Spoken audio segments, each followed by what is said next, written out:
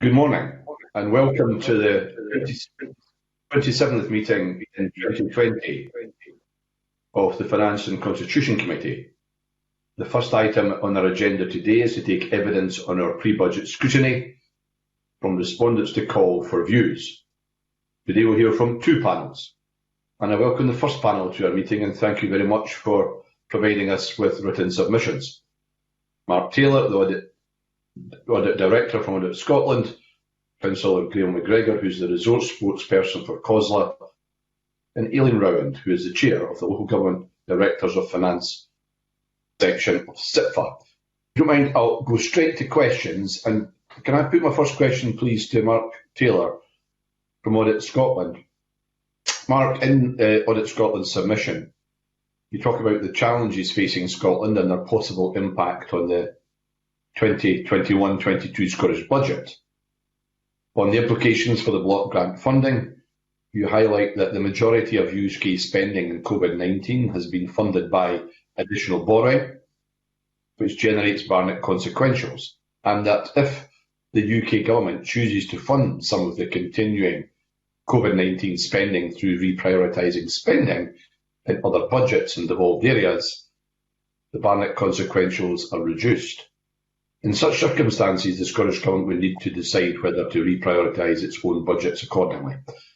Mark, can I ask, to what extent do you think it's likely to impact on the Scottish Government's budget for 2021-22? And if so, should we expect to see the details in the UK Government's one-year spending review at the end of November? Thank you, Convener. Good morning, everyone. I think the context for this, as we all know, is the huge amount of uncertainty, volatility, complexity that's built into the budget, both as we work through this year and as we look towards 21-22. I think what's clear is that the way that Barnett works means that consequentials can go up, and it's generally our experience, but they can go down too. And as a UK budget, as the UK government seeks to manage its own budget, of course it's trying to balance expenditure across a number of headings, and the consequence of that, as we've seen, is sometimes as it finds savings from its own budgets elsewhere, that plays through the Barnett consequentials. I think as we look through this year, we'll continue to see some of that, and there's uncertainty around that, and there's been a whole discussion around the implications of that, and our expectation is that that will continue into the next year as well, and that kind of volatility will continue. I think of course there's a challenge in the Scottish for the Scottish Government and the Parliament in setting its budget when at this stage we're not clear where the UK budget might fall. I think when the UK budget comes, I think it will provide details and information about the starting point for next year. But as we've seen in this year, a lot happens through the year, and I think we'd expect that to continue as well. And there's something about the way in which the budget is established and prepared, making sure that the expectation of further change is recognised at the outset, and that it's clear to the government, to the committee, about where the room for manoeuvre might be as things develop throughout the year. We've seen this year that yes, a significant amount of funding has come from the UK government, and that's supported most of the COVID spend, but there's still an opportunity for the Scottish Government, and they've done so, to make adjustments to its own spending plans, both from expenditure areas where perhaps it's not possible to spend at the same level because demand's fallen off, and equally where there's a necessity to move money around. I'd expect that pattern to continue, Convener. Okay, thanks, Mark. That's helpful. What you paint is a picture really of a fair bit of turbulence and probably significant change still ongoing. Who knows what additional Barnett consequentials may become available, or vice versa. I know Murdo wants to go into this area, but can I just begin to tease some of that out as well in terms of the timings here? Because if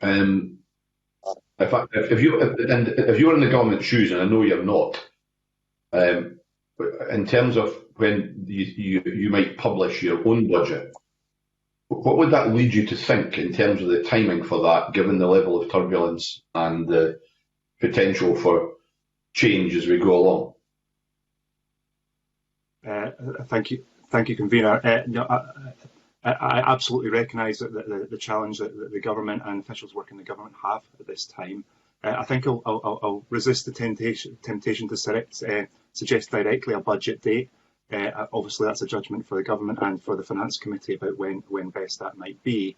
I think what I would share is that what we've seen this year, and from a history where the Scottish Government required to set its budget before the UK Government was set, is that provides a starting point for the year. And through summer budget revision, through autumn budget revision, and we'd expect the spring revision, there's the possibility of updating that. And I expect that pattern to follow next year. I think in and amongst that, one of the key considerations is what can be changed down the line and what can't be changed down the line. So, for example, Scottish income tax rates and bands, it's a once-only opportunity to set them for the year and can't be changed down the line. Where there's other aspects of the budget, perhaps there is an opportunity to rebase things and to tweak policies and tweak spending priorities as they go. And I think we've seen this year the ability for the government to do that. I think I would recognise, however, that it's very difficult once a budget is established and momentum is established. And also it's very challenging for the public bodies and councils who are in the receipt of funding, where they need a degree of certainty, a degree of expectation. So room for manoeuvre, I appreciate, is limited. But I think we've seen this year that there's an opportunity to develop the budget position through the year. Thanks, Convener. Okay, just a slightly different area before I go to Murdo Fraser, and this will be my last question in this particular section. In your submission, Mark, you also cover the implications of tax revenues, and these will depend on obviously the relative performance of the Scottish economy to the rest of the UK, as we are now well versed in this committee. But this is an area we covered in our previous budget reports.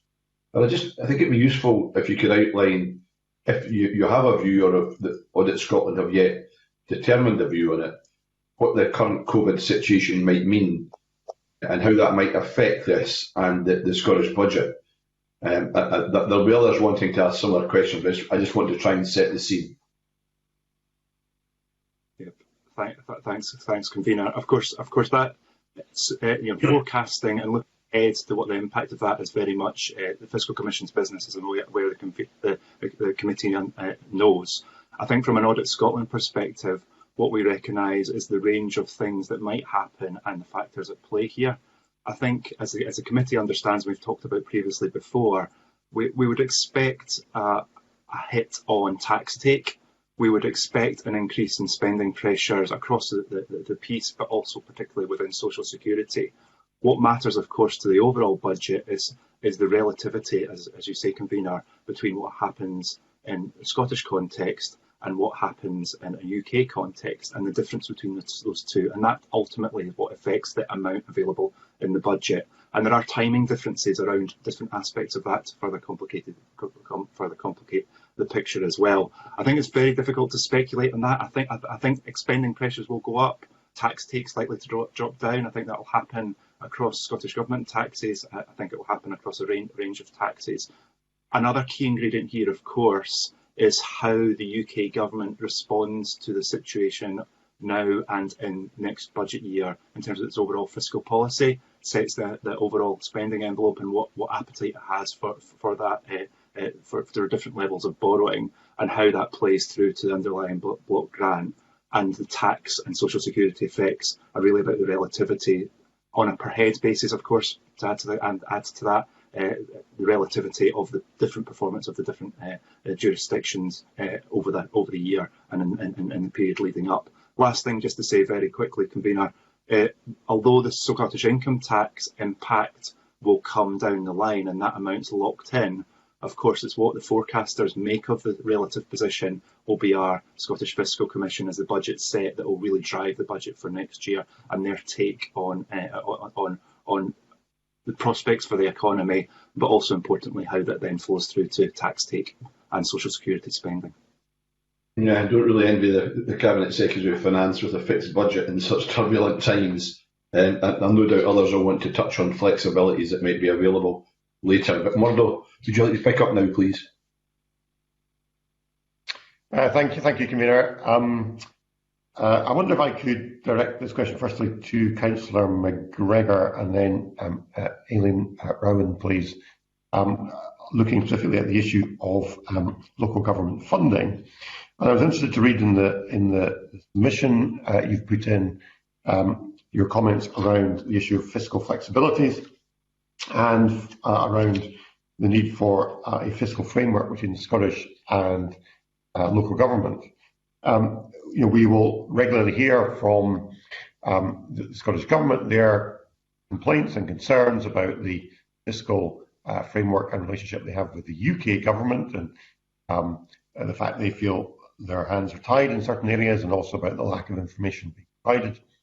But it seems to be, reading your submission, that similar complaints are being made by local government in relation to the relationship with Scottish Government. So I'm interested to get some thoughts from you around that and what you think needs to improve in terms of the relationship between Scottish Government and local authorities, both in general terms, but perhaps more specifically in the context of the budget we've got coming up shortly.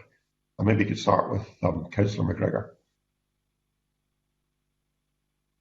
Thank you, Murdo, and good morning all. Sorry, the sun has just come beaming in my window, so I hope you can still see me. I think in respect to the fiscal flexibilities, local government have been very good over the past few months of working collaboratively with the Scottish Government, and I think the fiscal flexibilities have arisen from an acknowledgement, as Mark has sort of touched on, of volatility and uncertainty, and certainly local government been very proactive in trying to find solutions to get us through the short to medium term difficulties that we're facing due to COVID. So the fiscal flexibilities, as I say, were instigated by local government, but working collaboratively with Scottish Government, we've reached a point now where 3 of those flexibilities will be able to be utilised by local councils should they require to. And I have to stress quite strongly that directors of finance are not looking at these as palatable options. They really are a last sort of worst case scenario, but they will certainly help some councils, although not all, to plug a gap if required. And I should really stress that none of them are a replacement for cash. So if there's additional consequentials coming through, we will be keeping an eye on those and ensuring that local government share is given to local government. So I think the fiscal flexibilities have been a very positive piece of work with Scottish Government, but they're by no means the solution. I think in terms of our fiscal framework, obviously due to COVID, a lot of that work was halted temporarily. And I think we really do need to get back to a stage now where we're having some proactive discussions around what the relationship will look like for local government and the relationship with Scottish Government. We launched our blueprint fairly recently, which I think encapsulates local government's vision for the short term, the medium term and the long term. And I think that that's a really important piece of work that we need to do with Scottish Government. They're certainly signed up to doing it. It's just finding the space in the current landscape to make that work meaningful. And that would obviously involve all opposition parties across Parliament as well. So I think what we're currently looking for is probably a substantial shift in the balance of funding, more sustainability of budgets, longer term budgeting, and more flexibility around the funding that we do receive, sure that it's utilised in the best way possible at local level. So that's a quick canter through fiscal flexibilities and framework, but I can pick up on any specifics. Okay, thank you. Maybe I could ask Eileen the same question. Thank you. So if I start with fiscal flexibilities, as Gail's already outlined, these are kind of one-off measures that we can take. They don't provide recurring funding, but certainly a number of directors of finance are looking at how can they use these flexibilities in order to meet COVID pressures. But it's probably also worthwhile highlighting the flexibility that's available to councils varies. A lot of it depends on their loan structures and when they took out contracts for PPP and PFI, for example, and the impact of COVID also varies. So, they will provide solutions, but it won't be the panacea. And, there's obviously been a great deal of funding provided, but we are still wrestling with a significant funding gap. And certainly, we're all looking to develop financial strategies in order to ensure the sustainability of councils' funding in year. So that's really where we are in the current year. We're obviously starting to look at next year. The fiscal flexibilities apply next year, so we'll still be able to use them. certainly when we're looking at our budget for next year, we're looking at what is going to be the impact of COVID, and will the flexibilities help us with that? But it may well be that there's not full coverage there through that means, and they will still need a requirement for funding. On the fiscal framework, there was obviously a number of commitments made to look at replacing council tax, look at devolving non-domestic rates, and also look at looking at the fiscal framework for funding for local government.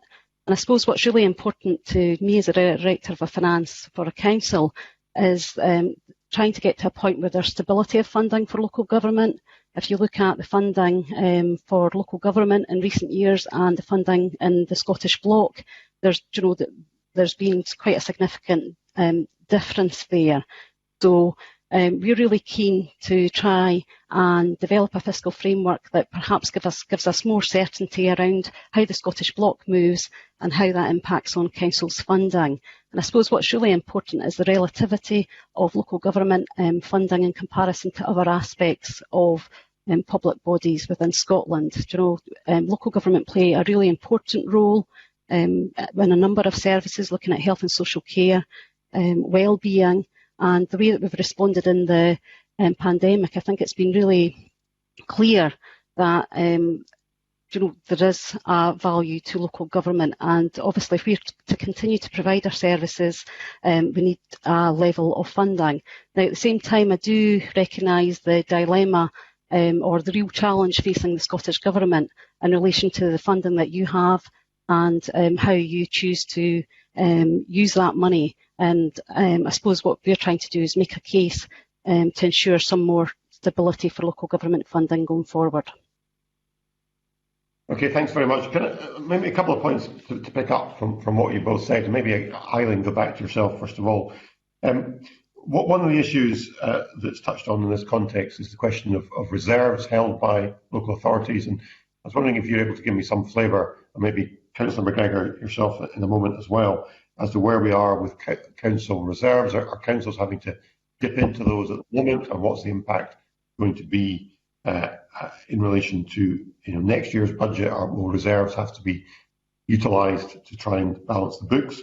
We know a lot of councils have had to do that in the past, but perhaps we're in an even more serious situation than we were previously. And my second question is just around the timing of the budget, which the convener touched on earlier.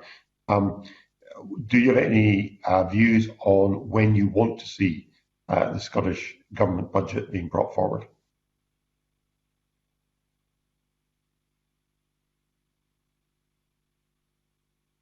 Eileen, sorry.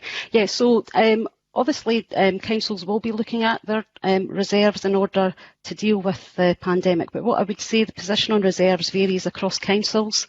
And I'm aware of some councils really not having the scope within their reserves in order to provide the cushion that reserves are intended to. So if I look at our own funding strategy within Fife, what we've obviously been doing is trying to estimate the impact in the current year, look at the funding that's coming in from the Scottish Government, also looking at what measures we can take to reduce costs in the year and only incur essential spend.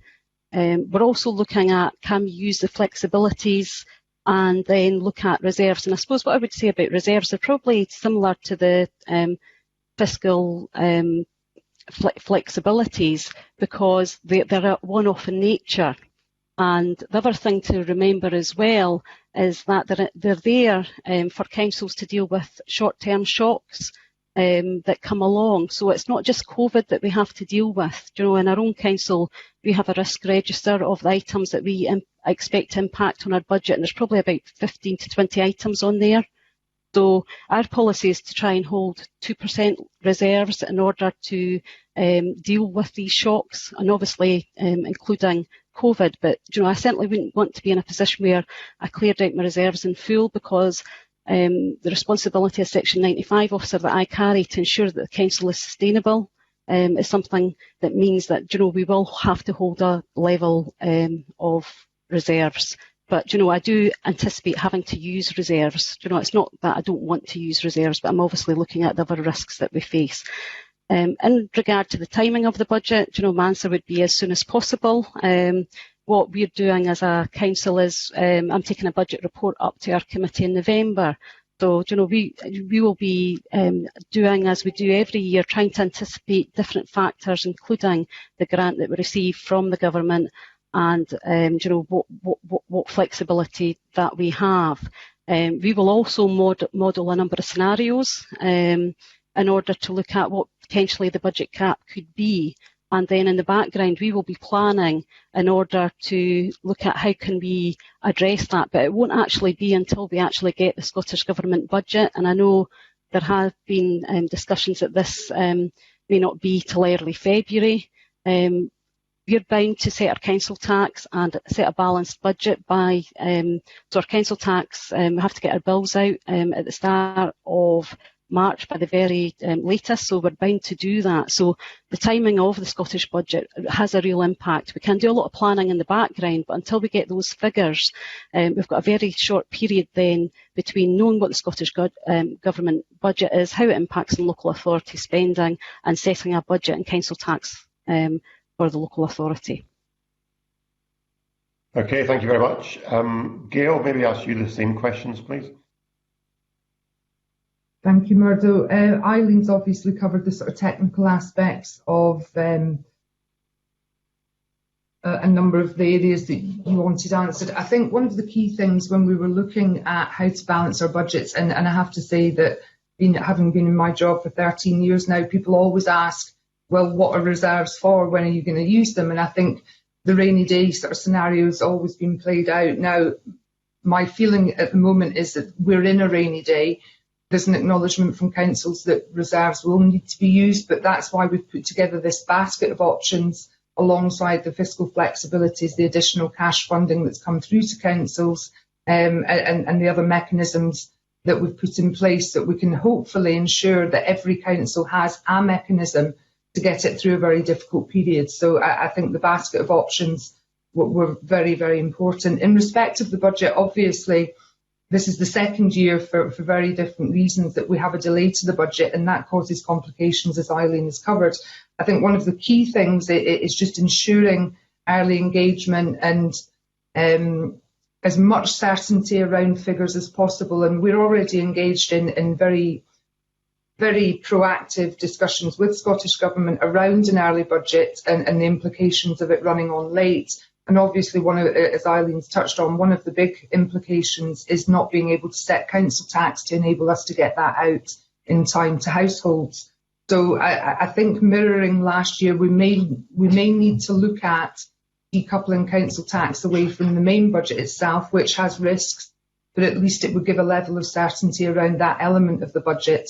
And I think in respect of the rest of the budget, if we can look at coming as early as possible with at least estimates or projections, and I think Mark touched on this earlier on as well, with some form of reconciliation slightly later on, that would be a better scenario than it dragging on into March and councils not having that certainty. So I think earlier the better, and we're in constructive discussions to that effect already. Okay, thank you both very much. That's very helpful. Now, I think we seem to have lost the convener, which means I am taking over as convener for the time being. I'll try not to let that get to my head. So I'll bring in Patrick Harvey, and after Patrick it will be Angela Constant.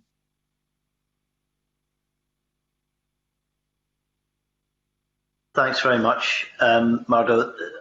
I just wanted to pick up on one or two of the questions from Murdo Fraser there before I come on to a different issue. The timing issue, first of all, how much actual harm resulted from the fact that some councils did have to make decisions on budgets and council tax before the Scottish budget had been passed? Obviously, it was deeply uncomfortable for a lot of the people making those local decisions, but did it cause actual harm in the sense of services being cut, jobs being lost as a result of that cart before horse approach to the budget setting? And also on the financial flexibilities, the package of flexibilities that was agreed last month between local and Scottish Government, is that the end of the story, or are you still looking for additional flexibilities that were not part of that package that's already been agreed on capital receipts and on debt repayments? I'd maybe come to Gail McGregor first of all.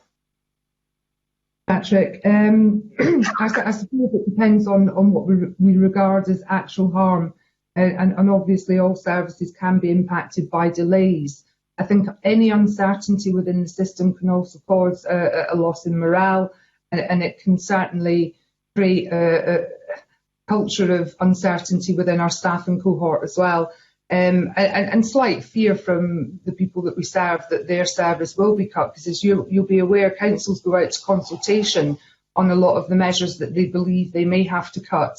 So if you put that uncertainty out into the system, it's very, very difficult to take it back. I'll let Eileen maybe give some local examples as a Director of Finance.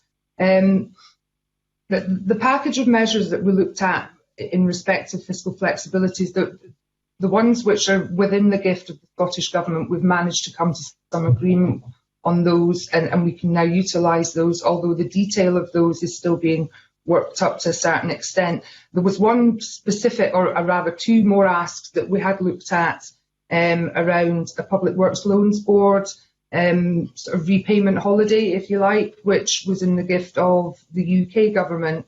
And at this time, they weren't willing to give us that flexibility on the basis that they would prefer to give us additional cash settlements. And cash has filtered through so far since that decision has been made. But obviously, it won't be enough to cover the deficit that we have within local government. The other one was the ability to use capital for revenue purposes, which again was within the gift of the UK Treasury. And I understand that Kate Forbes is continuing to pursue that, but I haven't had a response or an update on that particular issue. But maybe Eileen could touch on some actual harm within local communities with a delay to budget. Okay, thanks, Gail. I think, I've kind of outlined that we'll be trying to do planning in the background before we actually potentially get to a Scottish budget position. And I suppose if I look at the kind of variables within that could really change, and it may actually lead us to take some decisions that are perhaps premature before knowing our funding position. So the first one is really council tax. Now, we know that there's a 3% cap, so if we could get early indication of what flexibilities we have around council tax, I think that would be welcomed. The other two main areas are, we will obviously be doing a lot of assumptions around planning for what pay awards may well be, and I suppose it's a pay awards in comparison to the level of grant that we receive. So if our core funding reduces and there's a significant pay award, that will really impact adversely on local government. And I suppose what we'll be trying to look at is the affordability of that. So if I go back to last year and look at what happened, we probably weren't that far away in our planning assumptions to the initial budget that was agreed, but then obviously more funding did come in later in the process. Now that may be well down to a bit of luck last year. I think what we're seeing this year is there's greater uncertainty regarding the economy and what the UK government's response is going to be to that. But we should obviously see more of that when we have the comprehensive spending review announced at the end of November. So I suppose the harm that it does is, if we have to set a budget in March, and if we don't get our information till February, and if there is a significant movement, it's trying to come up with alternative proposals, or there's a danger you might have actually agreed to a reduction in service delivery that, say, impacts on communities when that wasn't actually required. So it's those that I would suggest are the main areas.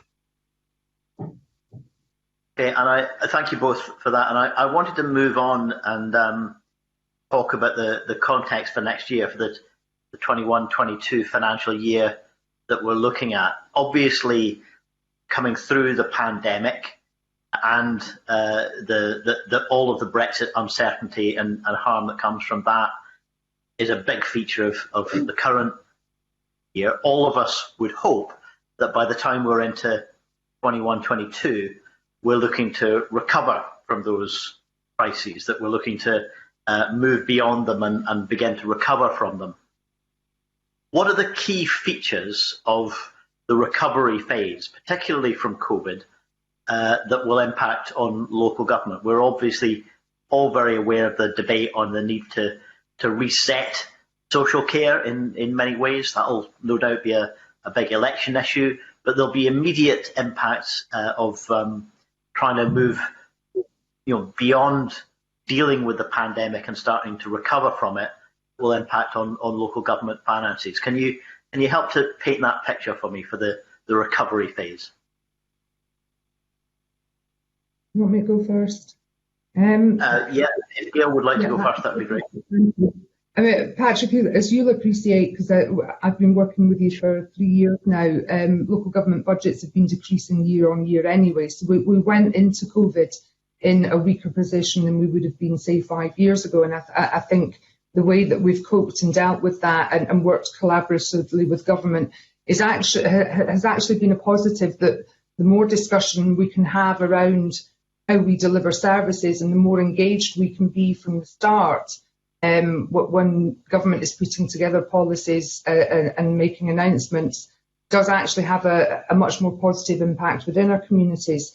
I think one of the difficulties that we do have, as I say, with reducing budgets year on year, is that we're now moving out of a 3-year pay deal. We've got pay claims going to be coming onto my desk within the next 2 or 3 weeks. We don't know what public sector pay policy is going to be in Scotland yet, and that probably won't be announced until budget time. So I will be beginning to engage in pay negotiations slightly blind around funding envelopes. We obviously have ongoing Scottish Government policy commitments around health and social care and living wage, and all very valuable things. But when you put that alongside the continuing COVID pressures as well, and I'm optimistic like you. I'm hoping we will be out of this at some point into next year, and we will be moving into recovery.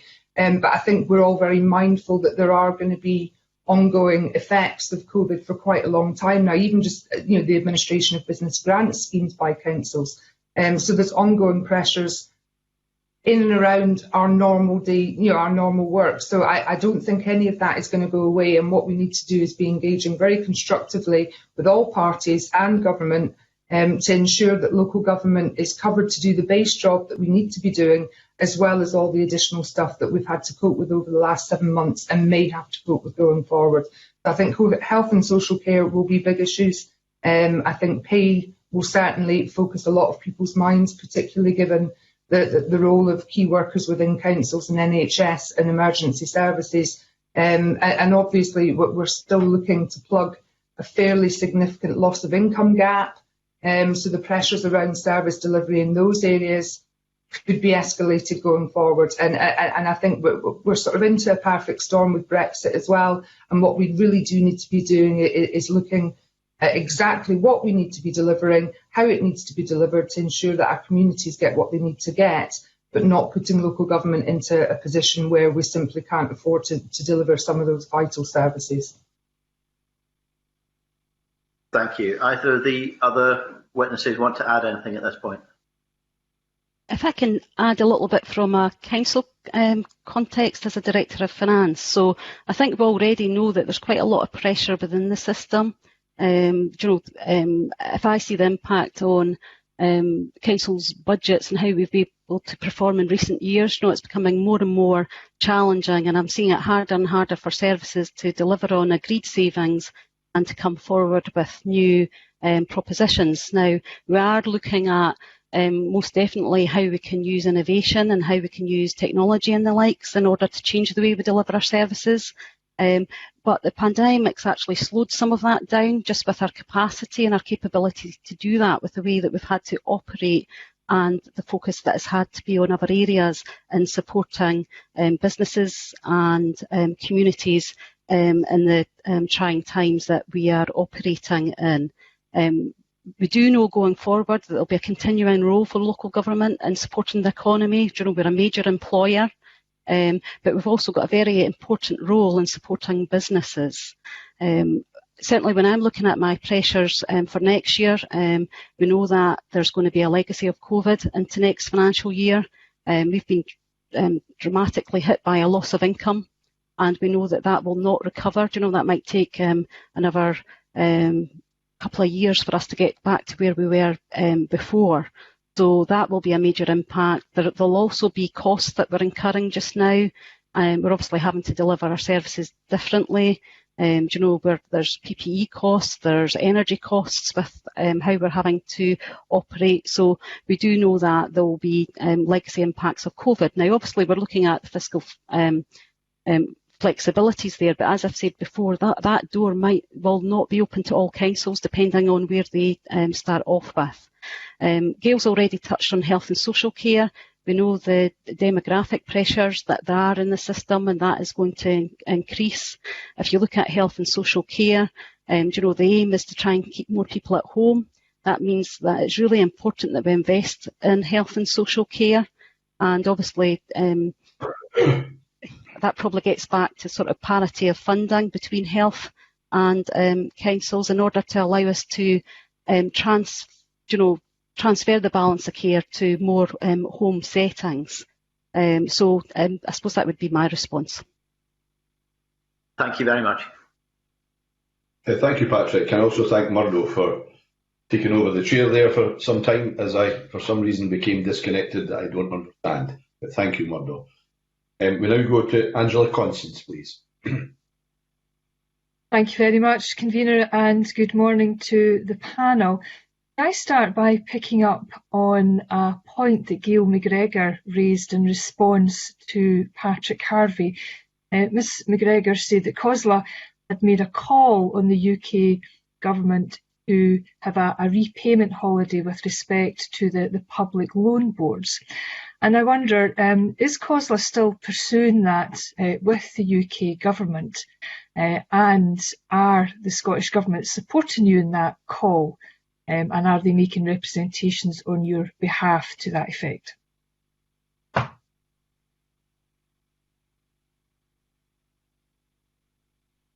Thank you, Angela. In respect of the Public Works Loans Board, we haven't pursued it since. It was a decision made by leaders recently to sort of park that one to the side just now. I suppose it's one that we'll keep up our sleeve for if the financial landscape shifts even further. So it is certainly one that we will pursue if we have to. It would generate significant savings for councils, but on the basis that UK government would prefer to give cash settlements or give additional cash to cover that, I'll certainly be holding them to that. In respect of the capital to revenue, that was the element that the Scottish Government were working with us on, and Ms Forbes wrote specifically to Treasury to support us in our bid to be able to use capital to revenue. The initial responses back were not particularly positive, so I understand that Ms Forbes has since gone back to UK Treasury, and as I said earlier on, I suspect she's still waiting on a response. But they're all there, they're all still in play, but it's very, very complicated having to work through different mechanisms to get different outcomes. Okay, thanks for that. And of course, given the UK government's ability to borrow money, I appreciate the attractiveness both to the UK government and local government for access to cash. Moving on to economic recovery and economic development. The panel will have seen this week that there's still a lot of to-ing and fro-ing around the furloughs.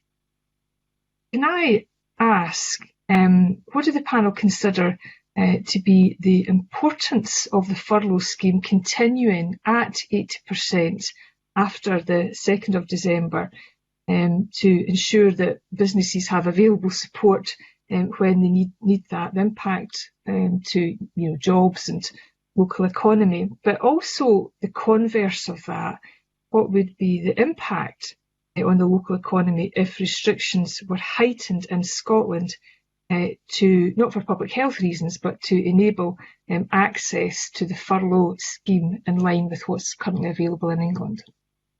And I'm happy to go to the local government representatives first. They have spoken about economic development in their submissions. Are you only going to pick that up? Sorry. Yeah, I'll come in first and then hand over to Gail. Obviously, the furlough scheme has provided assistance to businesses to continue to pay staff, and we've obviously we were aware that this was going to end at the end of October, and it's obviously been extended now to the 2nd of December. I suppose our concern in local government, and not just in local government, but for society, is just the impact that the end of the furlough scheme will have on employment rates, and then ensuring that we can provide support to those individuals who may well obviously be unemployed, and we expect that potentially that could be a lot of people who have never been in that position before. So we're obviously trying to tailor our support and working with money advice and other services in order to ensure that if there is, or when there is, a peak in unemployment, that we can provide support to those individuals to access services such as universal credit. And obviously there's been a lot of work in councils providing community provision in order to make sure that if people are in hardship, that we can continue to do that. So we're obviously planning in the background for a peak in that activity and trying to ensure that we can provide that support. So I suppose it's quite a challenging question, isn't it, on how long furlough should continue, and I suppose it has to be responsive to where we are, and I suppose the affordability of it does come in also. Gail, you want to pick up? Yeah, absolutely. I think furlough has seen significant investment, in individuals, and I think it's been absolutely vital investment over the past few months. And I would hope that any government across the UK would wish for that to continue while sanctions are being imposed on people not to be able to go to work for very good reasons. So my view beyond the 2nd of December will be dependent on what measures we're currently under at that time. I think, as Eileen said, our role within that is within sort of economic sustainability and employability and skills support for those who are perhaps struggling or losing their jobs. And furlough, as I say, has been a lifeline for that. I think one of the key things, we weren't able to furlough employees within councils apart from a very few exceptional cases. So it's not a scheme that councils have personally been using. So it's really about that overall support of our communities and individuals within our communities. I think one of the most important schemes that we have been involved in is the management of business grants, and I think council's roles within that over the initial business grant scheme was absolutely exceptional. We hit the ground running, got that money out to businesses as quickly as possible. As we're seeing, these schemes are expanding or extending for very good reason, again, to support businesses as we go through various teethings and lockdowns, and I suspect will continue into the new year. So our role within that is to ensure that businesses get the business grants that they require as quickly as possible. I do have a slight concern about capacity within councils to deliver that, because obviously, as I say, back in the sort of early days of the first scheme, we had members of staff which we were able to very quickly second over into a business grants team to get those payments out the door. Obviously, as the rest of council services return to an element of normality or relative normality, some of those staff are not available to be seconded, so we may have pressures within councils to continue to deliver business grants. But I think a combination of an ongoing furlough scheme to support individuals who are being told to stay at home and not go to work for very good reason, or giving proper business grant support to our local businesses is absolutely imperative. Thank you. And my final question, Convener, is that Audit Scotland in their submission spoke about how COVID It will change the way public services need to be delivered. And likewise, COSLA also spoke in their submission of the importance of public sector reform. And of course, we all know that COVID has necessitated a different way of service delivery and a different way of doing things. So I would like to know from Audit Scotland and COSLA, in both the short and the long term, how can public sector reform be advanced, and what are the challenges and opportunities for the budget, both in the shorter and the longer term, given the importance of human rights and well-being? And I'm happy to go to Mark Taylor first. Thank you, Angela. Constance. Yeah, I guess we'd start with the starting understanding that before we came into the pandemic, there was a real requirement in a number of areas of the public services. We've talked about health. The Accounts Commission have indicated the need for local government to look at how they provide services, and there was already that underlying need for public service reform and looking how services are provided. I think the pandemic's done a couple of things. One is it's changed our mindset across the public sector on the speed at which those sort of things can be achieved. We've had to switch to remote working in places overnight. We've had to adopt different ways of doing things. Perhaps they've not all been as efficient and as and as effective as they might have been, but has provided that paradigm shift in the way in which services are able to be delivered. And there's something about taking that learning, taking that energy, and playing that into public service reform as we go forward.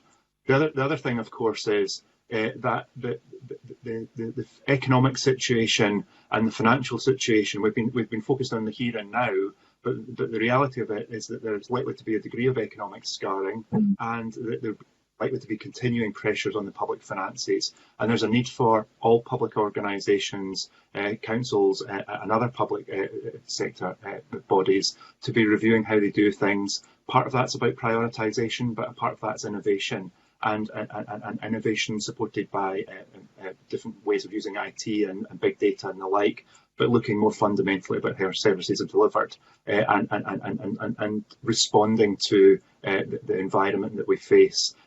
Just touching on one of the earlier questions that came, which is pertinent here, is that there will be, and I think colleagues use the phrase legacy. There will be a legacy of COVID that will impact on things like healthcare, social care, schools, education, and there'll be a need to invest in recovery in those areas. But there's also an opportunity to kind of rebase how much public services operate and look to what the sort of country we want to be and how we want to move towards that out of the aftermath of COVID.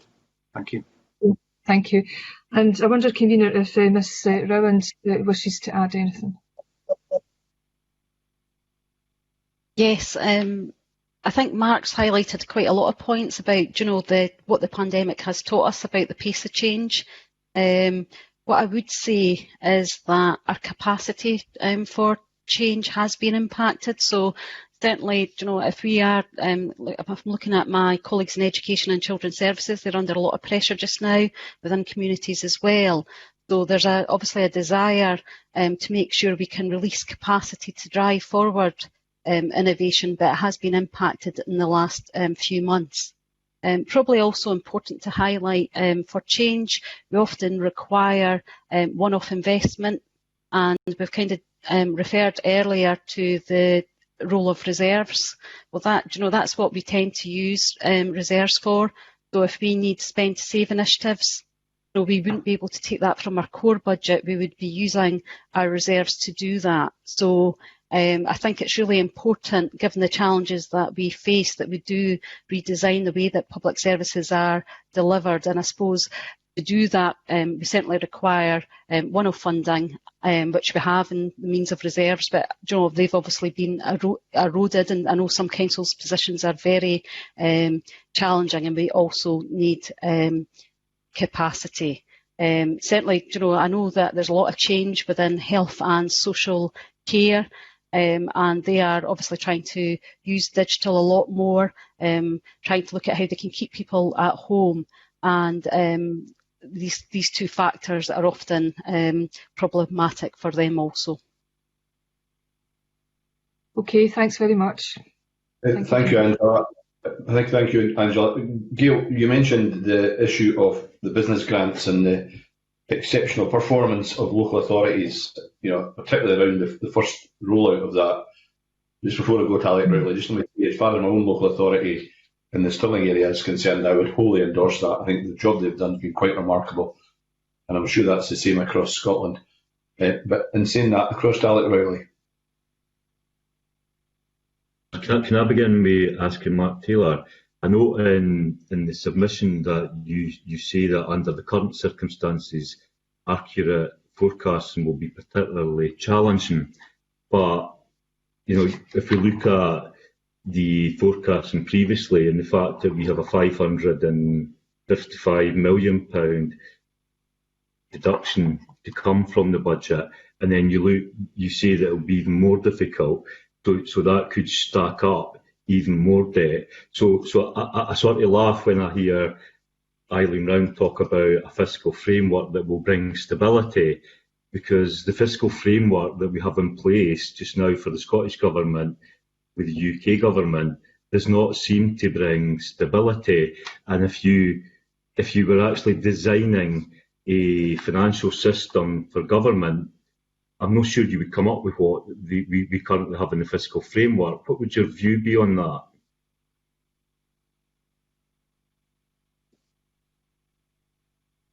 That's me, Alex Rowley. So I guess in the committee, along with Social Security Committee and the government, of course, has set out its views of areas for review around the around the fiscal framework, and we've seen that go in recently. I think I'd reflect that the fiscal framework's been operating for a number of years now. So some aspects of it have yet to fully play through. For example, Social Security, the full spend and the reconciliation process around all of that. I think it's important that in looking at how that operates, that the experience of these years has played into that and reflected on as we go on. On the forecasting side of things, I think one of the things, and I'm sure you'll have spoken to the Fiscal Commission about this, is that those early forecasting errors resulted from not really having data, actual administrative data on Scottish income tax for the first number of years of forecasts, and only as that's come through that we would expect the forecasting errors to drop off, and I think we've seen an evidence of that. Incidentally, £550 million has been firmed up, and you will have seen from the outturn report the adjustment to next year's budget will be in the order of £309 million now that the actual numbers have come through. What I would recognise is the fiscal framework wasn't built for COVID. It didn't have COVID in mind when the fiscal framework was established, and the levels of volatility and uncertainty that we're experiencing now, both as we look towards 21-22 and fundamentally importantly in year, as things have adjusted throughout the year, are far ahead of, I guess, what everybody envisaged when the framework was established. I think it's important that all of those things play into the review. Thanks. Yeah, thank you. And could I turn now, could I ask, Eileen Round mentioned the risk for councils. You talk in there about the risk as a result of COVID for income from council tax. But could I ask more generally the loss of income, which you mentioned as well? Do we have a picture of where or what kind of figures we're looking at? Because increasingly over the years, local authorities, as you well know, have looked at raising income to substitute for some of the cuts that they've been getting from central government. So what is that position looking like? And is there a balance there? Because if you take, which we both know, Fife, I noticed during the early period of the COVID, the car park charges, for example, were off. And that was, in one sense, good for the local town centre economy. So is there a balance to be struck in COVID between, for example, seeing all the local football teams getting shut down because of no income and the councils increasing the charges for their hire of their pitches? So what is that issue that position looking like in terms of income? Okay, I've got some information on that. What I would say, it probably varies from council to council, and it depends on the level of income that's incorporated within their budget. So, for instance, I've looked at a number of councils. So in some councils, their loss of income in comparison to the total impact of COVID could be 50%, and in some other councils it could be as high as 86%. So it's really the loss of income's having such a significant impact, and costs are having less. Within Fife, we've seen a loss of income over a wide spectrum of areas. So, you've mentioned parking. So for Fife, that's a 3 million. Loss of income that we're forecasting this year. We're seeing a lot within the leisure sector, including our Allios. So I think that's in the region of about 6 million when you bring in our halls and centres and our community use. Our council tax is impacted by roughly 2 million. We have internal trading charges as well. That is a significant item. So it's right across the board. So when I look at Fife, our loss of income that we were projecting when we did our last forecast was 46 million in this financial year. And as I say, I expect that there'll be a legacy into next financial year. And that's, when you compare that to the total impact that we were forecasting at the time, was a 78 million impact of COVID. So it accounted for roughly 60% of the impact. There is obviously a balance to be struck between where we charge income and looking at the use of our services. What I would say is that income is already budgeted for.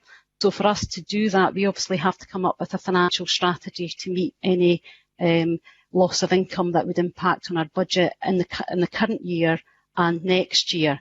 Now, as a council, I have a financial strategy whereby I think I can deal with the impact of COVID this year.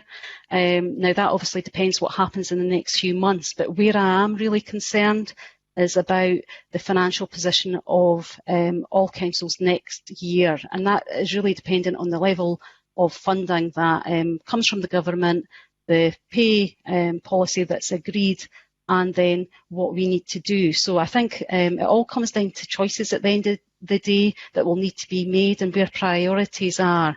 So certainly I expect in my own council, consideration will be given to, charging and income, and how does that impact on access to services, but it will come down to affordability too. So.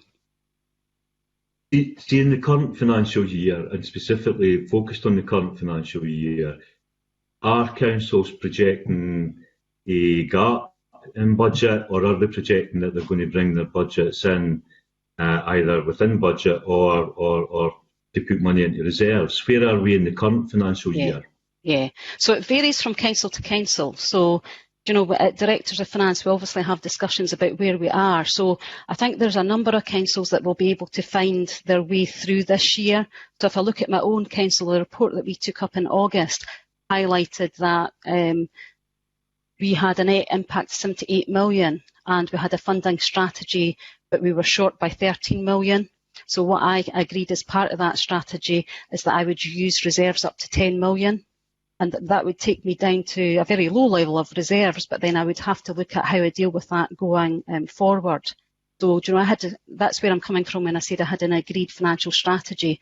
There are a number of councils that aren't in that position for the current year, and that's because it depends on the impact of income and other costs, and it compares obviously to the level of reserves that they have and the funding that's came in. So whilst I'm saying that I'm kind of comfortable I have a financial strategy for this year, that's not the case for all councils. So we do have plans to use reserves, and obviously what's changed since my August report is now that there are these fiscal flexibilities, so we're looking at how we can use these two to deal with the impact of COVID. But as I say, what's more worrying for me is next financial year and thereafter, given the impact on public funding going forward. And I suppose we just don't have a clear picture of what that's going to be yet. Okay, I think it would be useful, Convener, if we could at some point ask COSLA to try and give us a picture of what it looks like for the 32 local authorities in the current financial year. I just think that would be useful looking at future years. My final question, though, I noticed in the submission for COSLA and the finance directors, that you say councils are well placed to employ local people and in turn support the economic recovery. So my question there would be, are councils actively having discussions, is COSLA actively having discussions with the Scottish Government? Because we're looking at youth unemployment in Scotland perhaps reaching 100,000 by the end of this year, and we need to look at what measures we're going to take to guarantee people jobs and apprenticeships and training. Does councils have the capacity, given the cuts that have taken place in many of those budgets, where you would build capacity to be able to run these types of employment programmes? Do you want that to go to Alec? Well, it's really COSLA and finance. Okay, Gail, you want to take that one? Just very briefly, yeah, and just touching on your point before, Alec, around the updated position on loss of income. As you'll be aware, councils have been doing a very comprehensive cost collection exercise, so we should be able to get that information to the committee fairly quickly. And we've certainly been sort of tracking and mapping where the deficits are across all 32 councils. I think what, in respect of economic recovery and ability to support individuals that require it in our communities, we have very good systems already in place and good collaborative working with other third sector local organisations and Scottish Enterprise Business Gateway. And I think where councils are very strong is in their ability to signpost individuals and give them the appropriate support within the employability and skills teams. So I think moving forward, as councils look at priorities and look at supporting their communities, I would expect councils to be putting in place additional measures to do that. And again, that discussion will continue with government, particularly around business grants, business support. Mark touched on innovation and digital, which is another part of my brief that we're working very strongly on at the moment with Ben McPherson. So I think there's a lot of innovation and a lot of potential within councils to support individuals, and we will be pivotal within our communities to ensure that working cross-sector, that individuals do get that support. But Eileen might have some specific examples from Fife.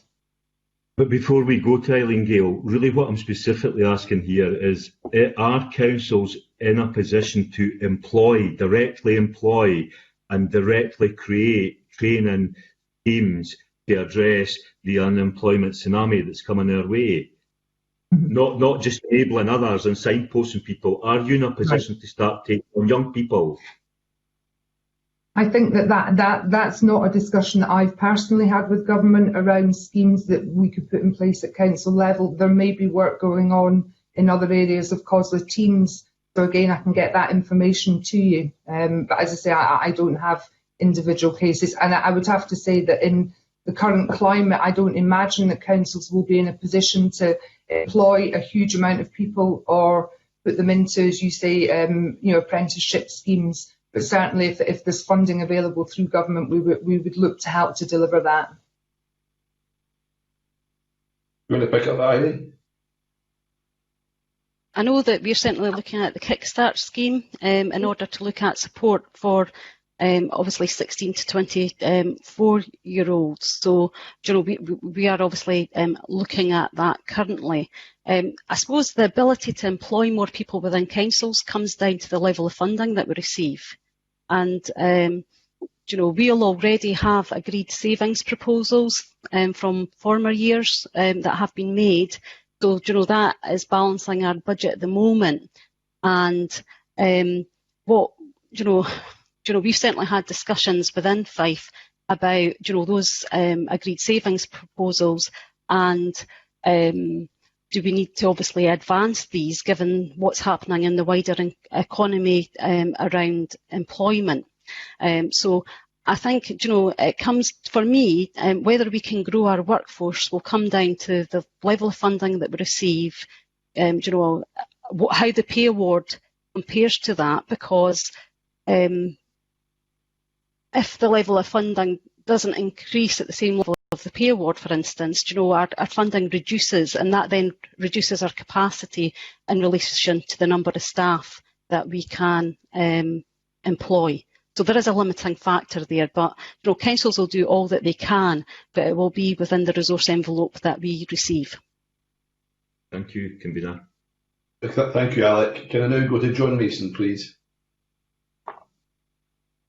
Thanks so much, Convener. And I mean, to follow up, maybe especially with COSLA and Councillor McGregor, in your paper and what you've said so far, there's quite an emphasis on local government not getting sufficient funds. Now, as you probably know, Scottish Government and Parliament spends most of its money either on the NHS or local government. So is your argument that we have been too generous to the NHS and we have given the NHS too much money in recent years? Who do you want to go, John? As Councillor McGregor has suggested. Sorry, you just dropped off at the end of that sentence, but I think no, it's fine. I can repeat it if you want. If we've not given enough to local government, have we given too much to the NHS? I'm not going to sit here and pit local government against the NHS. I think that would be a very unfair thing to do. As you'll be aware, health spending is also protected. So what is designed to go to health goes to health.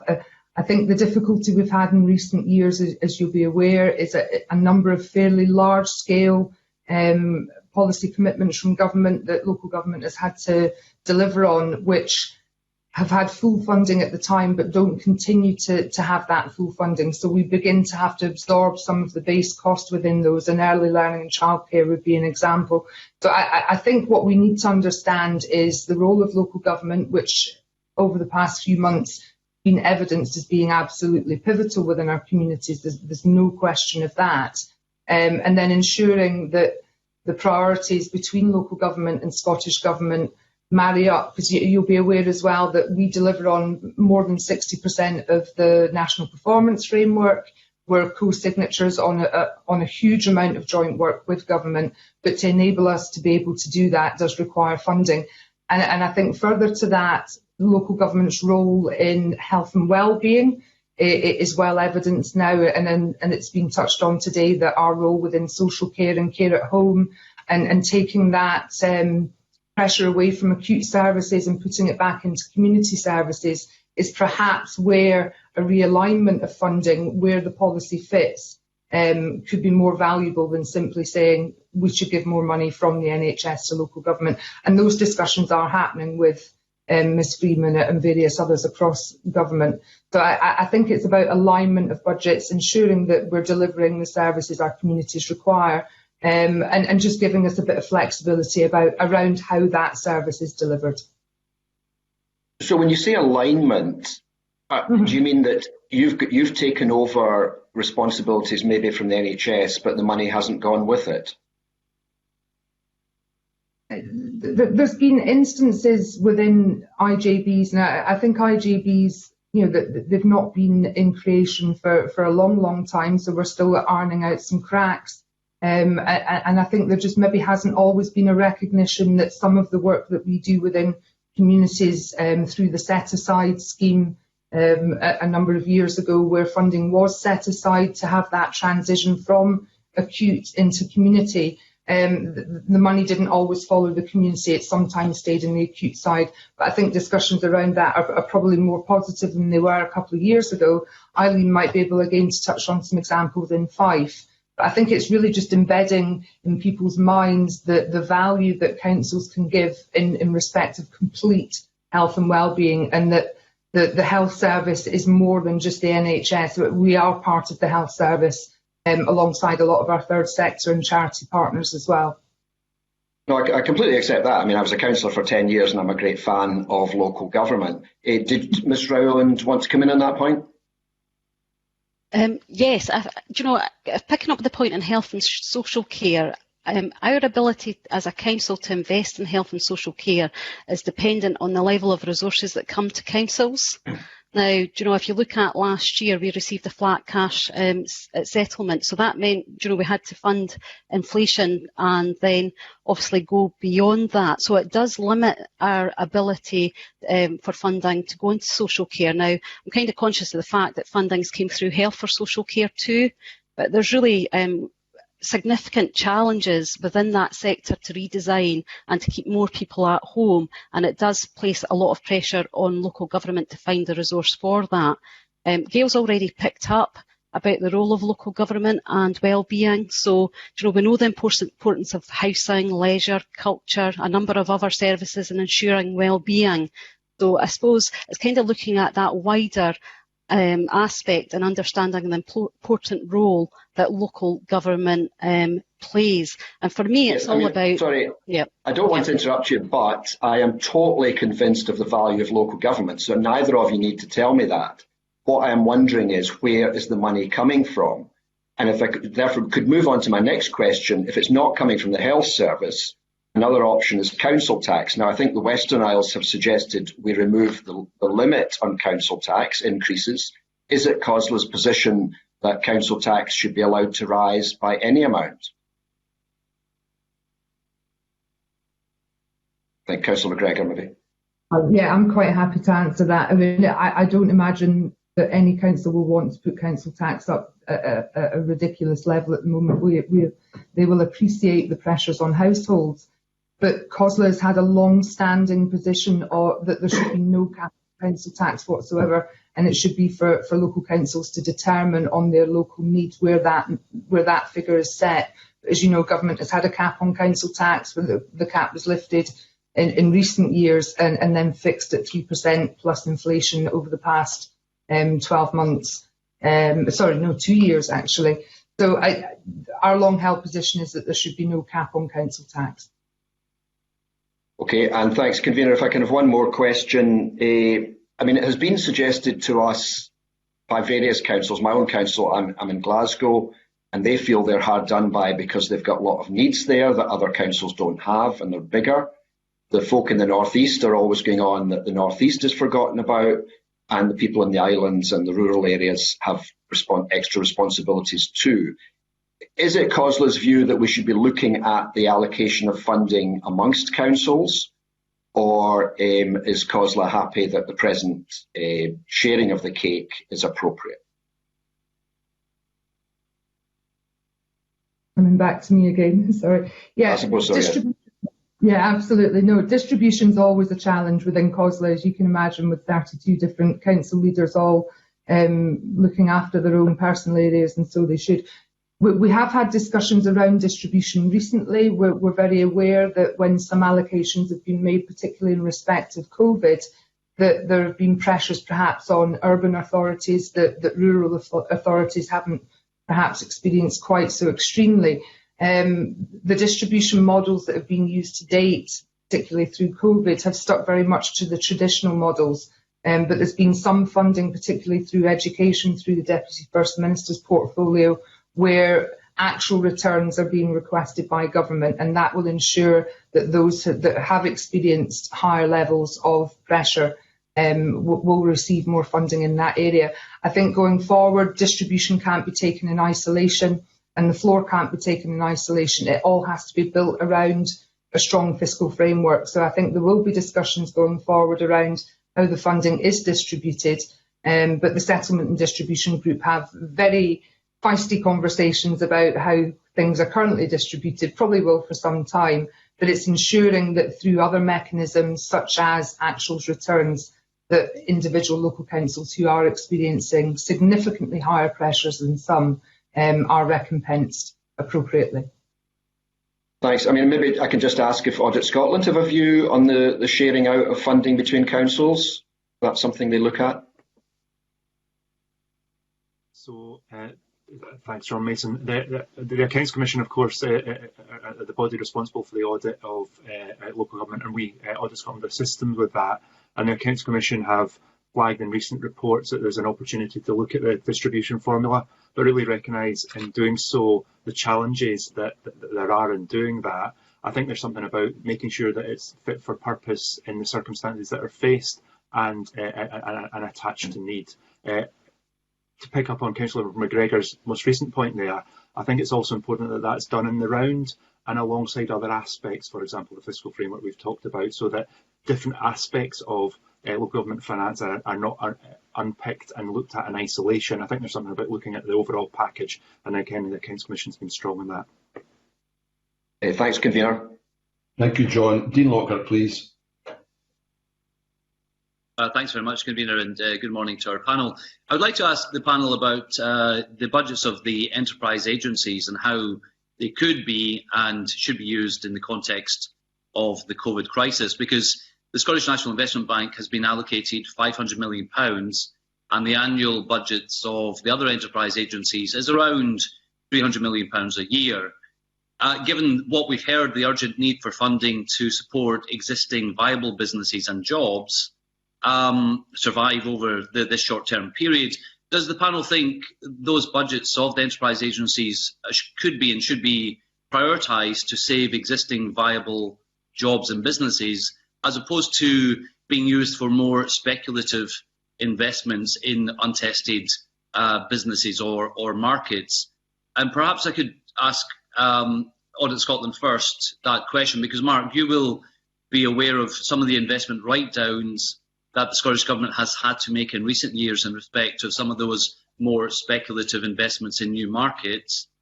And I'll also invite Councillor McGregor and Eileen Rowand for their views, maybe in the context of Business Gateway and how the budgets for Business Gateway should be used in the context of helping existing jobs survive the crisis. Thank you, Dean Lockhart. I guess as you'll understand, the first point to make is that it's not for us to decide and advise on different priorities and different policies. I think what I can say are a couple of things, particularly picking up on your point about recent write-down of investments and the like. There's something about clarity of what the money's aimed to try and do, and demonstrating the extent to which they've been successful in doing that in individual cases. And we've previously reported, and the previous Auditor General made a strong set of points around the visibility of when money is invested to support particular industries or particular businesses, what's that trying to achieve and how is that achieving that? A broader point is making sure that all of the spend across the enterprise agencies, and indeed across all different arms of government, is coordinated and joined up. We published a briefing paper in the summer about the impact of COVID on the public finances, and one of the points we made in there was the real need for Scottish Government responses through the enterprise agencies and elsewhere to work alongside both UK Government and local government measures. And we touched earlier on support for furlough, business grants, and activities, the work that local government's done around that, and activities local government are doing locally to support businesses. There's a real need to coordinate that and join that up so that those initiatives are working together to an overall effect. Yes, of course, taking account of local circumstances and local needs. So that joining up point and that clarity of purpose point, I think, are the two that I'd leave you with. Thank you. Thanks very much, Mark. Just on, I guess, the technicalities then, not a value judgment in terms of policy priority, but just to clarify, there's nothing to stop the Scottish Government spending or directing how those funds of the enterprise agencies and Scottish National Investment Bank should be prioritised. Is that right? So there's judgment the government will need to make in proposing the budget in Parliament, looking at the budget next year about where the money goes, and there's options where that can go across enterprise agencies and the investment bank. There are technicalities around the investment bank, and as a particular case, and that's funded from a particular class of capital, and there's restrictions on how that can be used. But in an overall sense, that is part of the judgment that government and Parliament indeed will need to make on the balance of priorities and where the money goes in the future. Eileen, Dean, I see there's an R in the chat box from Eileen dealing that. So, sorry, that was actually to the last question, but I think Mark subsequently picked up those points. Okay, I'm sorry I missed you at that stage. Sorry, Dean, back to you. Yeah, no, thanks, Convener. Perhaps I could ask the same question of Councillor McGregor and Eileen in terms of that balance between investing to help viable existing businesses survive and jobs survive the short term, as opposed to that kind of longer term, more speculative investments. I'll defer to Eileen on this one. I think it's probably more appropriate for her. Yeah. to be honest, there's perhaps not a lot that I can say on that. You know, I'm perhaps not close enough to comment on it. What I would say is, you know, it's really important that local authorities work closely with Scottish enterprise and business gateways, and certainly through the pandemic, you know, that's been happening even more. So it is a tricky one, isn't it, about getting that balance correct. Certainly, I think just now the focus has moved more to the short term to ensure that we do have existing businesses still being able to operate, but you know, there will no doubt lead to be some business failures there. So it's trying to get that balance correct. But as I say, I can't give you a lot of information on that. Thank you very much. Convener, that's all I had. Thank you. Thank you, Dean. Jackie Bailey, please. Thank you very much, Convener. And my first question is to Mark Taylor. Mark, I wonder whether I could ask you about the public sector consolidated accounts that you mentioned in your submission. Now, I seem to recollect that that was at least 3 finance secretaries ago, so it does make it a number of years now that I think Audit Scotland have been pursuing this. So could you maybe advise us what the reason is for the delay? Why is this beneficial? And do you have any idea of a new date for publication? Thanks, Jackie Bailey. To start with why this is beneficial, I think we've touched a lot on some of the pressures facing the public finances in the round, what the impact of COVID is.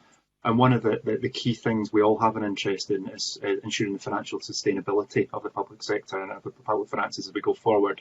I think we've long made the case, and I was involved in the initial piece of work, which was a number of years ago now, that having a picture of the accounts of all of the public sector in Scotland and the devolved public sector in the round was really an important ingredient of that, to look at the extent to which all of the figures aggregated up, both on an annualised basis, but equally importantly, the underlying levels of debt, for example, the underlying contingent liabilities and things that might need to be met, and equally the underlying asset base that the public sector as a whole is working from. But we think it's really important that is developed, and the government's agreed to that, and it's been working on that.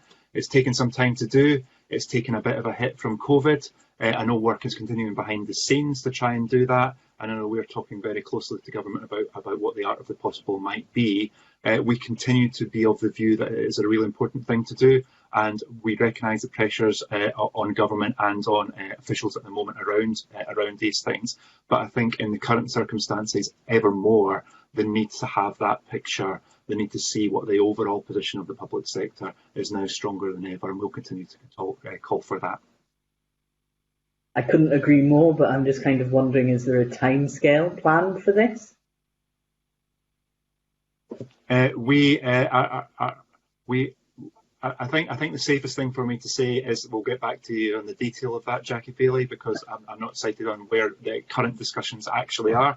But we have been talking with government about the opportunity for publication of those in the months ahead, and we'll continue to engage around that. But if I could get back to you with the detail of that, I'd welcome the opportunity. Okay, thank you very much. Can I turn to questions now for Councillor McGregor and for Aileen Rowand? But obviously local authorities have been at the forefront of the pandemic, and you've had explored with you by a number of members just how much that's cost you. My understanding, if you didn't have reserves, is that there is at least a 100 million gap between what you've spent and forecast to spend this year and the grants that the government have given you. If that's the case, do you expect that to be filled in year? If there isn't a problem with that, then I'm interested in knowing whether you forecast costs. As Aileen Rowand said, you know, your concern is perhaps about this coming year's budget. Have you forecast the ongoing costs of COVID in that budget? I'm happy for Councillor McGregor to go first if she wishes. Thank you, Jackie. I'll defer to Aileen on some of the elements of that. I think one of the key things, as I say, that we have done is very robust cost collection exercises which are being repeated. We still haven't done a full audit of the education pressures, and what shortfall there will be there. And as you're probably aware, between councils and our arm's length partners within culture and leisure, there was a £400 million gap in loss of income alone, and at the moment the projection is that there will be 90 million to fill that gap. But Eileen may have more up-to-date figures on in year. I think the big pressures are going to come next year, so where councils are able to plug and get through this period, we're very much focused on in the forefront of our minds that next year is not going to be so easy to do that. But certainly at the moment we're still looking at a significant deficit within councils' budgets, and I think the loss of income scheme is the one that is really focusing leaders' minds at the moment, that if we can't plug that gap within loss of income, and a lot of services aren't able to get back up and running, certainly within the sort of culture and leisure sector, that the projections going forward for that are going to be very, very difficult. But as I say, Eileen will have specific examples.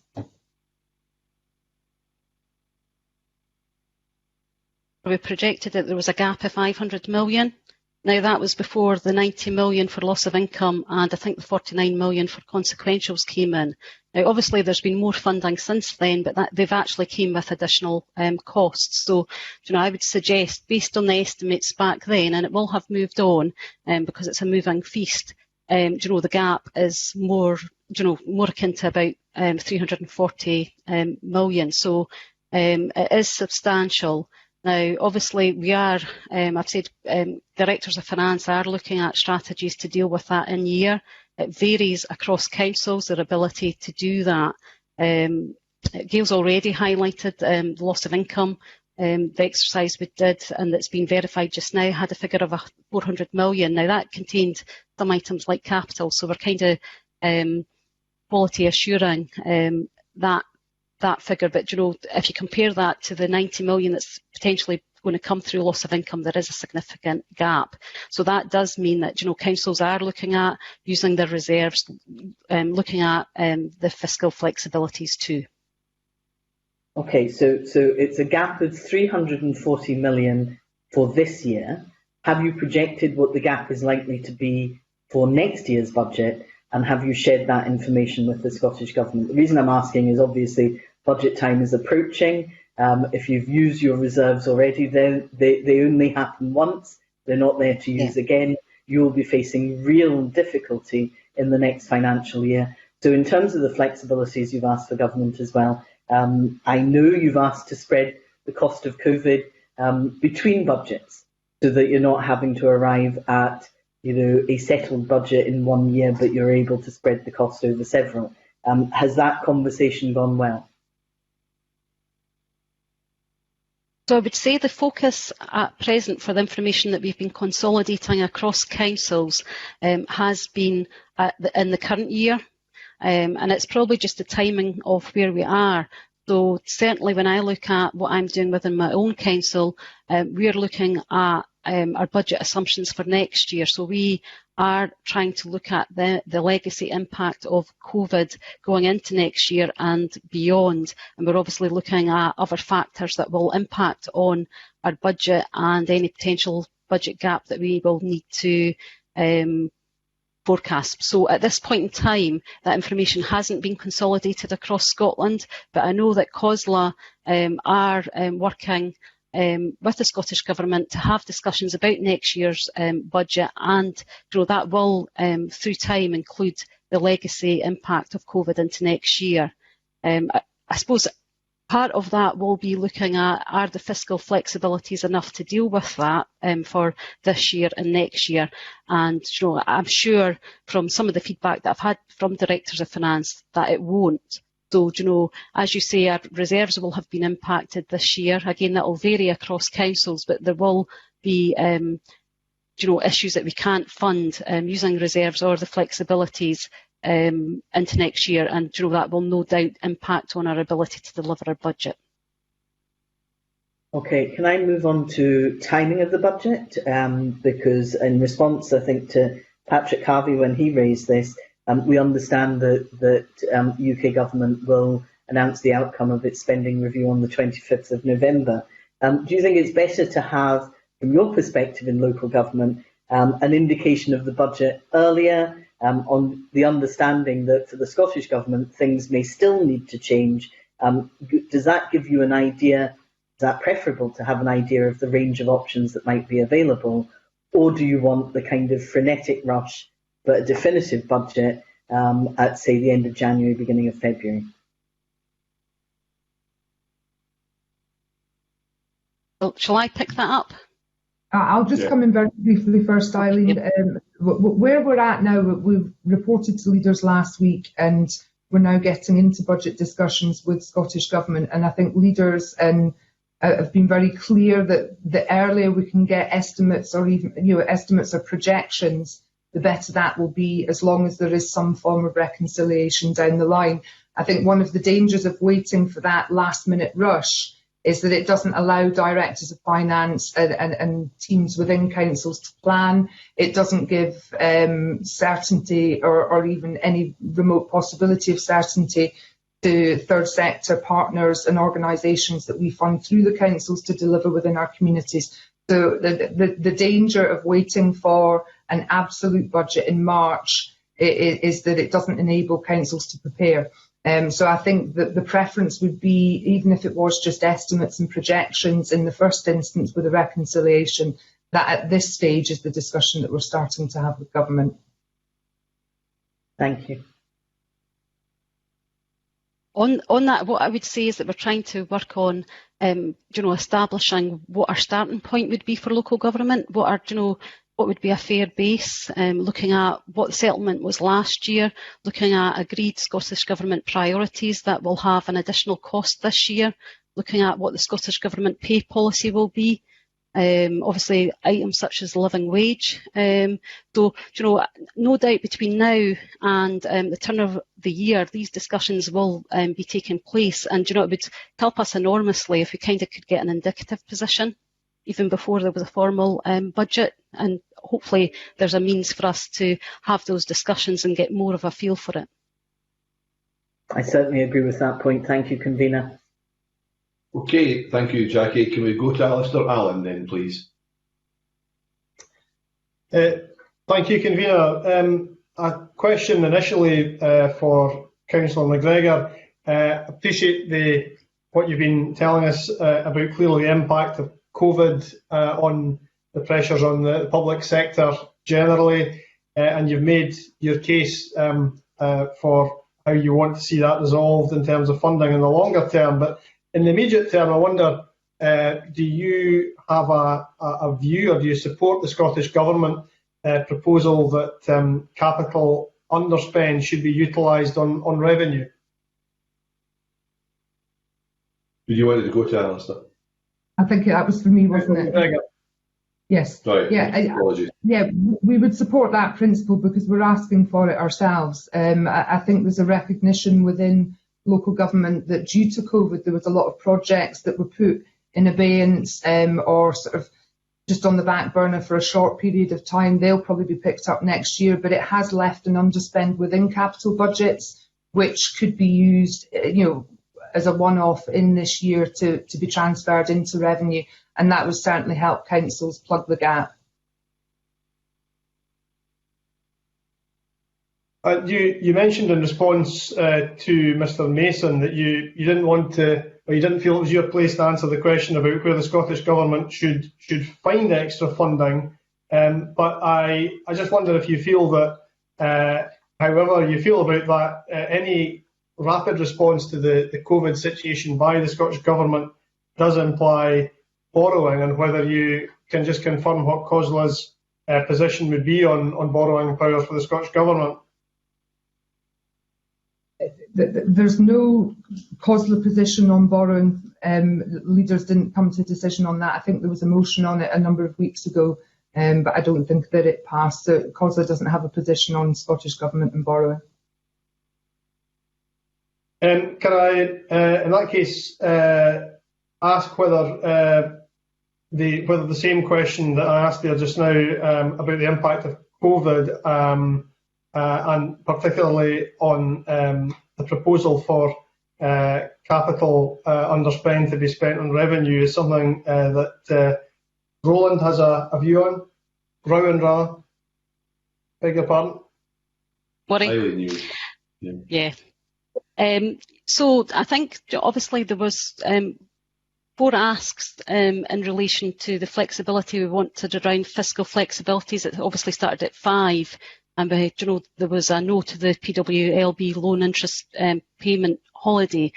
So we got agreement to advance 3 of these, but the one that wasn't agreed by the Treasury was our flexibility to use capital grant to fund revenue. Now, the proposition that we put forward was on the basis of the impact of COVID had impacted on capital spend within the year. So, we were hoping that we could use an element of that capital grant to fund revenue, but we've not been granted that. Now, some of the impacts of COVID are most definitely related to capital. So, I would be making a strong call for us to continue to push on that 4th flexibility and ensure that we make a case to ensure that that actually comes into being because it is required. Thank you. And finally, can I ask Councillor McGregor, I think you acknowledged earlier on that there was quite a difference between local authorities in terms of the reserves that they have available to them, and I appreciate that that's not an easy situation for a number of local authorities, but can you give us some kind of indication of what that range is? I don't have those figures in front of me, but it'll be another thing that we can provide for the committee, not a problem. Okay, thank you, Convener. Listen, before we go into Tom Arthur, can I ask Mark Taylor if you'd pick up on one of the questions that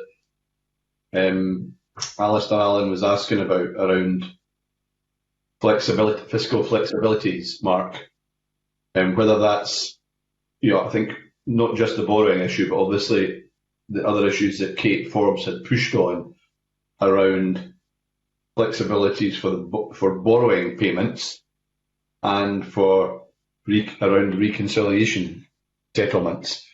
Do you guys in the audit have any view on that? Do you think that would be helpful in the current circumstances in response to the COVID pandemic and all the turbulence and volatility that that's creating, Mark?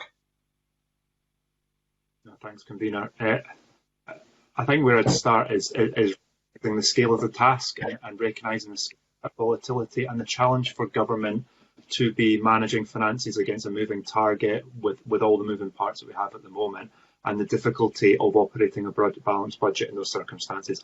Absolutely recognise that. I think, as you would expect, it's difficult for us to get drawn into the specific, therefore judgments and decisions are made around different aspects of the fiscal framework and different ways in which that can be managed. So I'd also recognise that, for example, the guarantees the Treasury offer play in here as well, and it's that rounded package of how all those things operate that I think is an important aspect of this. I think the other reflection I'd offer, and I know this is understood, but I think it's worth saying, is that those fiscal flexibilities, in the same way as the ones we've been talking around for local government, are not about additional spending power in aggregate. What it does is it moves spending power across years and between years. And I think there's often a conflation of those two things. I think there's borrowing to spend more is a different thing from the sort of flexibilities that have been asked for. And I think as part of that discussion between the governments, there's a need to recognise the volatility that is being experienced, and whatever package of measures is negotiated, discussed, agreed, is able to respond to that. The last related point I'd take the opportunity to make, Convener, is there's something about in thinking about next year's budget, the 21-22 budget, in that the flexibilities that are there in the fiscal framework around the reserves particularly, previously have been used to carry spending from one year to the other. And I guess there's a question in my mind to the extent, with the pressures on spending in the current year, whether there's a change of approach needed there, a change of mindset approach there that the committee might want to explore about how reserves are used and how they're used in these circumstances. You'll be aware carry forwards have been a big thing in previous governments of all complexions in the way in which that manages the budget. It strikes me there's something different this year about how those may be used and may not be used. Thanks, Convener. Thanks, Mark. Eileen, you wanted to make a comment. I see there's an arrow in the box. Yeah, thank you. I was just really wanting to kind of stress that, you know, the fiscal flexibilities, it's great that we've got this flexibility in comparison to other devolved administrations, but they're really there to be used as last resort. You know, we wouldn't normally want to borrow or use capital monies to fund revenue. So we're, you know, it's really no substitute for funding, but we do understand that the funding is limited that is coming to Scottish Government and then on to local authorities. And kind of picking up on Mark's point, it kind of pushes costs back, and it may actually increase your ongoing revenue costs going forward. So, you know, that's really why we're trying to use other means before we get to the position of using the fiscal flexibilities. But obviously, we're trying to survive. Okay, thanks, Eileen. We're going to go off to Tom Arthur now. Tom, please. Thank you, Convener, and good morning. I wish to ask a question about Brexit, and I'll direct it, if I may, to Councillor McGregor. And I'd like to refer to paragraph 54 of the submission from COSLA and others. And this refers to some of the unknown impacts, and there was a part of it that caught my eye. And I'll just read it out for clarity and for the benefit of the official report. It is already anticipated that there will be additional work required for environmental health and trading standing officers for export health certificates, but the exact scale and level of input is not fully detailed yet.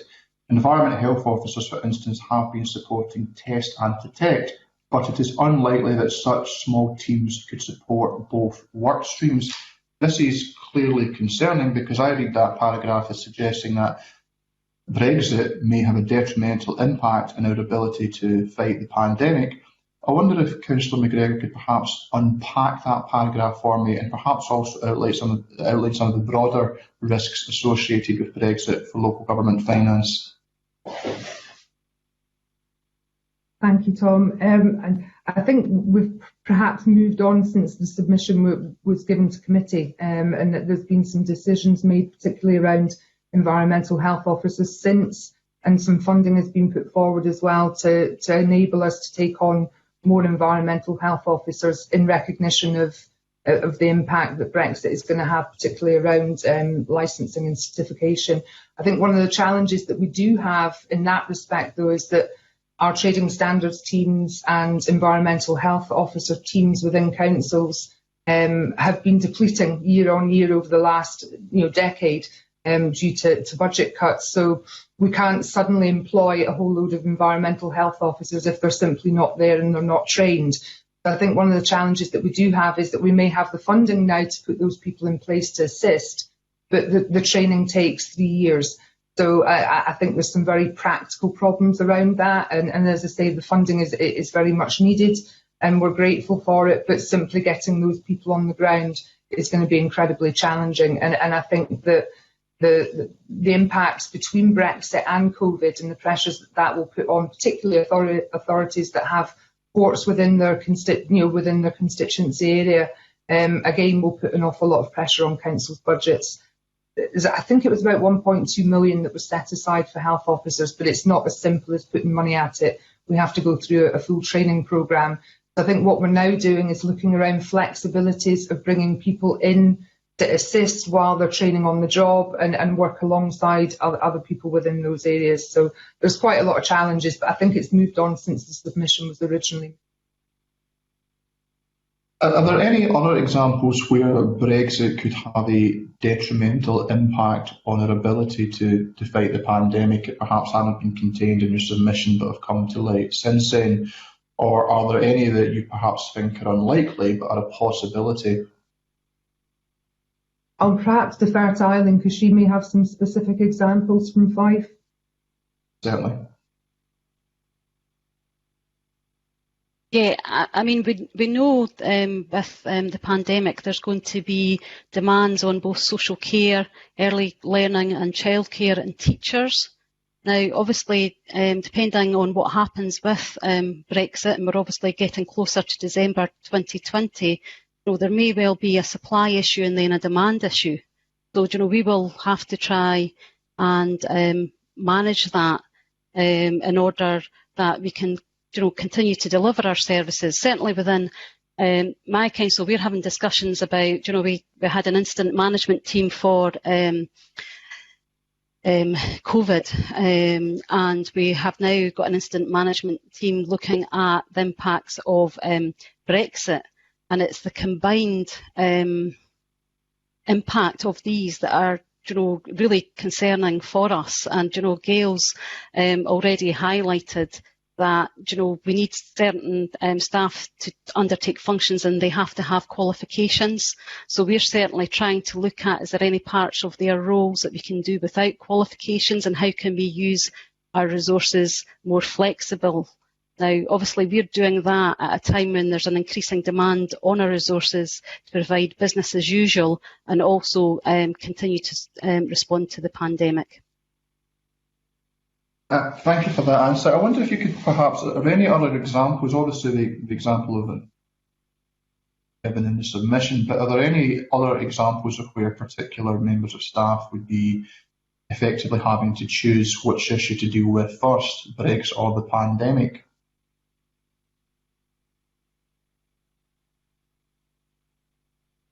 You wanted to go to Tom? I'm happy for either member, Councillor McGregor, or... I think Eileen's probably better placed to answer that, but I think council staff are very adaptable. Going back to the business grant scheme, is that our council staff are incredibly good at just picking up the bat and running and doing their job. So if there are pressures between Brexit and COVID, council departments will manage that appropriately, and I think we're very, very good at that. But again, Eileen may have examples. Yes, so I've given a couple of examples already, in social care, and obviously early learning and childcare. But I suppose if I have to go beyond that, I would look at the role of communities, and they're obviously playing a really important role with responding to the pandemic in relation to isolate and protect, making sure that their support is provided to vulnerable people. And with Brexit also, there will also come to a number of individuals who will have no recourse to public funds. So there'll be potentially an increase in the number of vulnerable people within communities. And again, that then comes down to the capacities of local authorities to be able to respond to that. Now, we have demonstrated with the pandemic that we've been able to be agile, we've been able to kind of switch our resources, but that becomes even more difficult when we're returning to business as usual, which we have, and when two incidents or Brexit and COVID come together. So it will be challenging for local authorities, but I'm sure we'll continue to endeavour that we support the people who require that support. Okay, thank you very much. No further questions, Convener. Okay, thank you, Tom. No one else has indicated at this stage that they would like to ask any other questions. That's been a very, well, first of all, can I say thanks very much for giving us so much of your time. And it's obviously been a very helpful and useful exercise in terms of the evidence we've gathered today for the committee. But I now suspend this committee for about 5 minutes till around 10:52 to enable a changeover of witnesses. And again, thank you very much.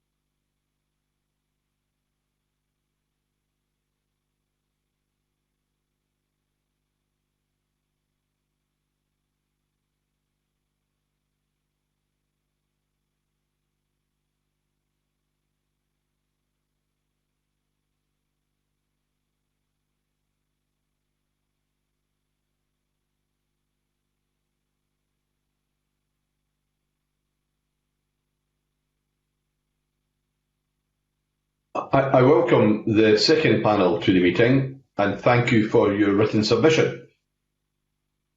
Charlotte Barber, the Director of Taxation Institute at Chartered Accountants of Scotland, and John Cullinan, who is the Tax Policy Director for the Chartered Institute of Taxation. We're going to turn, first of all, in this question session to Murdo Fraser, who's got the first question in this particular evidence panel.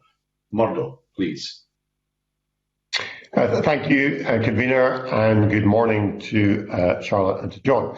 I wonder if I could ask you both a question about tax, specifically income tax, and maybe direct this first of all to Charlotte.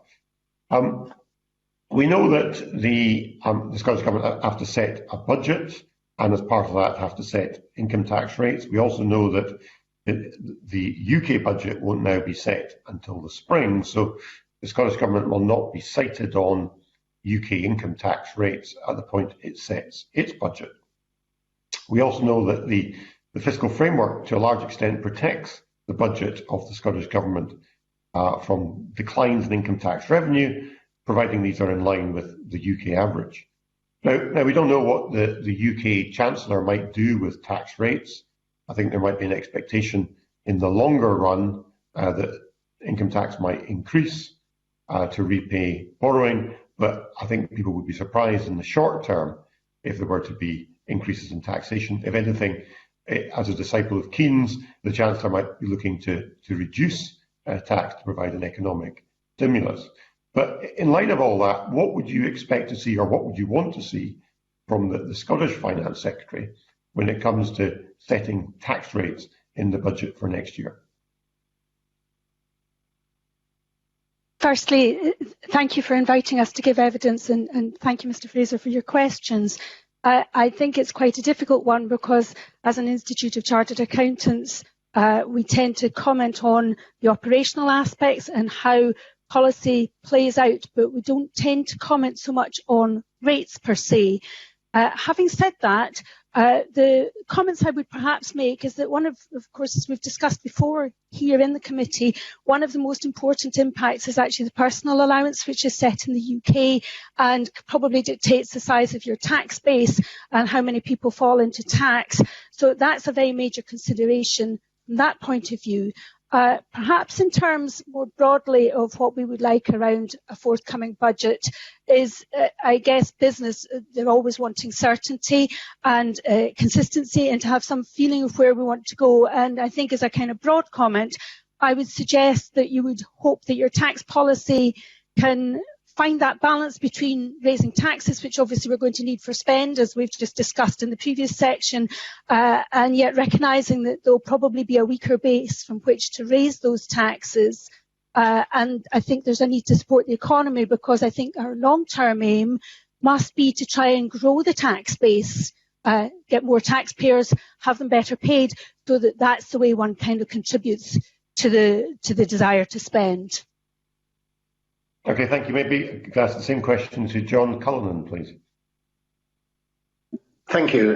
Yeah, I would broadly agree with Charlotte, and as an institute, we're in the same boat, that we kind of tend to view rates as more of a matter of political choice than, reflecting technical expertise, as it were. Having said that, I mean, I agree with Charlotte in flagging up the role of the personal allowance, understanding that set at Westminster. But there is a concern there that I think this goes back to the way the tax system at UK level is very much geared around individuals, whereas a lot of policies and a lot of the tax credit and benefit side is geared quite rightly at households. And I think it's often the wealth or poverty of households that determine how people live. So there is an increasing question mark as to whether the tendency to increase personal allowances is well targeted, as well as costing a lot of revenue, and that may come to the fore post-COVID. I mean, it's difficult to translate that into exactly what the Scottish Government could do with its powers, but it is certainly the case that the impact of tax policies decided in Scotland can be accentuated or blunted by set-offs. So in other words, you kind of maybe reduce somebody's tax, but they may end up losing more in credits, and that's already been seen. So I think in making this careful balance, I think the Scottish Government needs to consider what in practice the impact will be on households, bearing in mind the sort of automatic set-offs that will come about through the credit system, particularly when you're talking about lower paid people. Okay, thank you.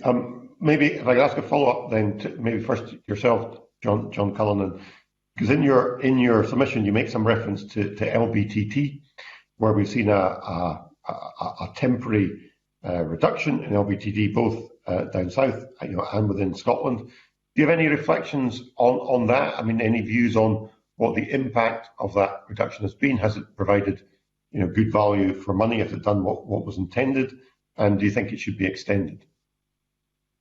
Well, I think at least one of the changes to LBTT in terms of giving people more time to, if they're essentially trying to move house and buying a house and find themselves where they're buying a house and selling another one, being given more time to buy. I don't believe that was a kind of very expensive policy. I think it's kind of more a question in that particular case of trying to be fair to the people involved. I mean, obviously things have moved on since March, and I think we now see that probably, in Scotland and throughout the UK, dealing with this pandemic is going to be more complicated than we thought. I think we all rather tended to view it as there would be a kind of initial period of lockdown, and then we would sort of move out. So I think the Scottish Government will probably need to keep that policy under review, as indeed the UK Government will, both from the point of view of fairness and from trying to stimulate the market, which I think came more of a concern in March. I mean, it's very anecdotally there has been a lot more sign of activity in the property market throughout the UK, and indeed some of the kind of industry bodies are lobbying at UK level for the holidays there to be extended, and they're actually giving a reason that some of the practitioners may find it hard to cope to get everything through by the time the sort of transition, the temporary arrangements expire. I mean, I think that does imply there has to be an impact. I mean, that doesn't necessarily imply, obviously, it should be continued, because you don't want to overdo it. But I think this is kind of quite a difficult balance, and I think it almost will need kind of watching as you go along. And I think that does go a little bit to the kind of process that has to be adopted, and understanding it's very difficult, and how evidence-based it is and how much public understanding there is, because there may be elements of fits and starts about it, as there is inevitably seeming to be on COVID-related stuff generally. Thank you. And maybe I could ask that same question to Charlotte Barber, please. Yes, thank you. Following on from that, I think I would sympathise with a lot of what John's just said, and I think one of the issues with ADS is that probably the change that was made, the COVID-19 change that was made about ADS and when you could reclaim it, is much more about fairness, and I don't imagine there are a lot of people involved, and it's not overly costly. I think the real issue around ADS is that it tends to be a really emotive tax and causes probably more grief than you would expect relative to the importance of the amount of monies that it raises and the number of people that it affects. And I think too that the other issue that one needs to be careful with here is that because LBTT is the main tax, which is fully devolved in Scotland, the messaging around it is probably taken from that, and it speaks more loudly than maybe changes to SDLT in the rest of the UK can speak. Simply because it's one of your biggest taxes that you have full responsibility for. And so I think that one's needs to be handled carefully. But we've been here before with ADS in the committee and discussed the difficulties around it. Okay, thank you both very much. Thank you, Convener. Thank you, Margot. Jackie Bailey, please. Thank you very much, Convener. And can I agree with Charlotte Barber's comments about the need for an economic stimulus? On that basis, I think the ICAS submission talked about the degree of autonomy that the Scottish Government has over NDR. So I'm keen to get her view of what she thinks the impact will be of a delay in revaluation in NDR until 2023, of course, with the tune date set at 2022, which is a year later than England and Wales. Non-domestic rates are obviously one of the main taxes that some businesses find really expensive and really difficult and complain about bitterly. And I think we've discussed all of this quite often before, and I think it's a really difficult topic. I think the council tax is a difficult topic as well, but these taxes are more within the Scottish Government's control than some of the other taxes, and therefore perhaps there's more scope to try and address them, because I think a lot of the other taxes, like the Scottish income tax, is so interwoven with the UK taxes that you've only got some of the levers, and the Scottish income tax is quite difficult in terms of just the mechanics of the tax and also the politics to change it a lot, whereas here you've only got the politics to contend with. And only the politics is maybe not the right way to put it, but you know what I mean. It perhaps offers more scope, and it's something that's sat there for a long time, hasn't it? I'm wondering, and I wonder whether yourself or John Cullinane could address this. The delay, is that likely to have a negative impact on business and therefore on the economy? Well, when you come to revaluing, there's always going to be some winners and some losers, aren't there? And I guess there is a lag in that. So yes, businesses that hope to gain from it would be disappointed if there's a delay. Okay.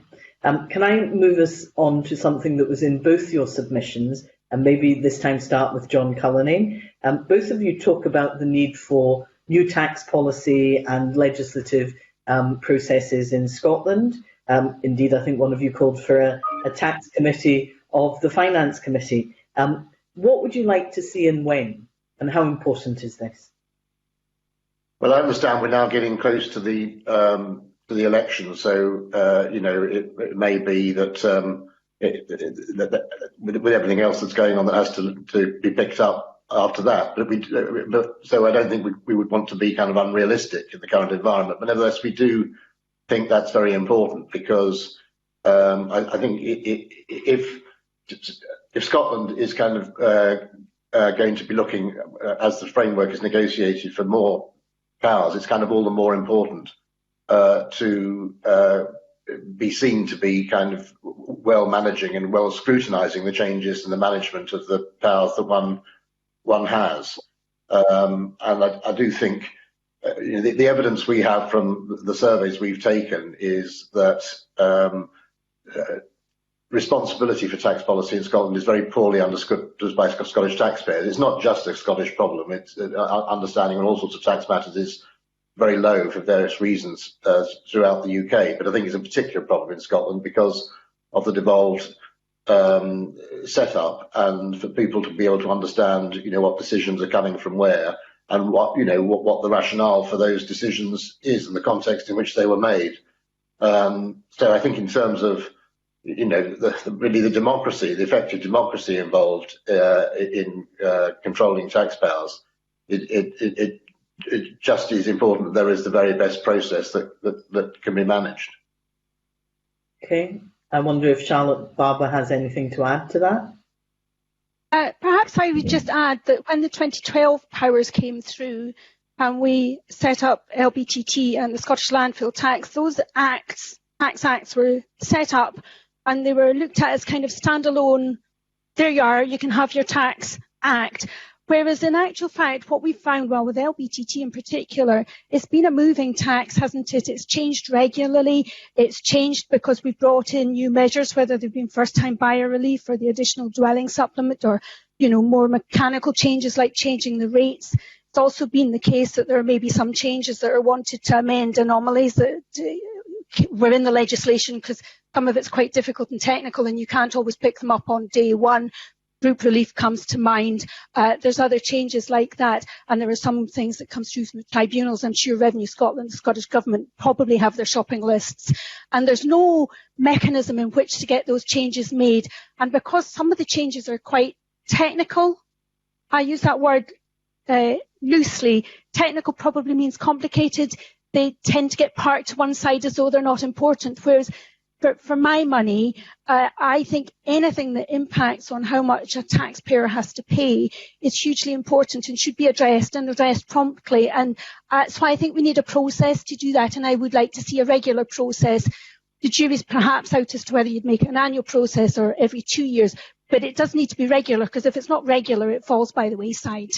So we would really like to see process to be able to cope with all those kind of changes. And there has been a really interesting working party that has been looking at this. COVID's got in the way. It'd be great if we can pick it up again. Okay, thank you for that. I have one very last question, which is about the timing of the budget. You'll have heard COSLA's response. They would like as much information, even if it's estimates, as early as possible. Is there a preference for a flurry of activity in a short time scale but certainty, or do you think there is a need to actually start discussing some of the options for the budget just now, even though we don't know what the spending review outcome will be until the 25th of November? Could I ask Charlotte Barber that first?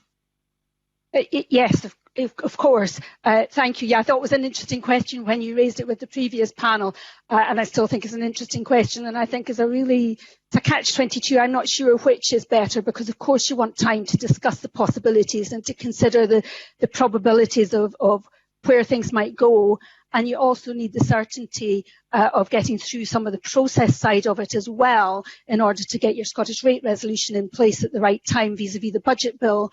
Having said that, it does seem a bit questionable, perhaps discussing lots of things that you don't know about and then having to come back and revisit them. So I think it is a really difficult question.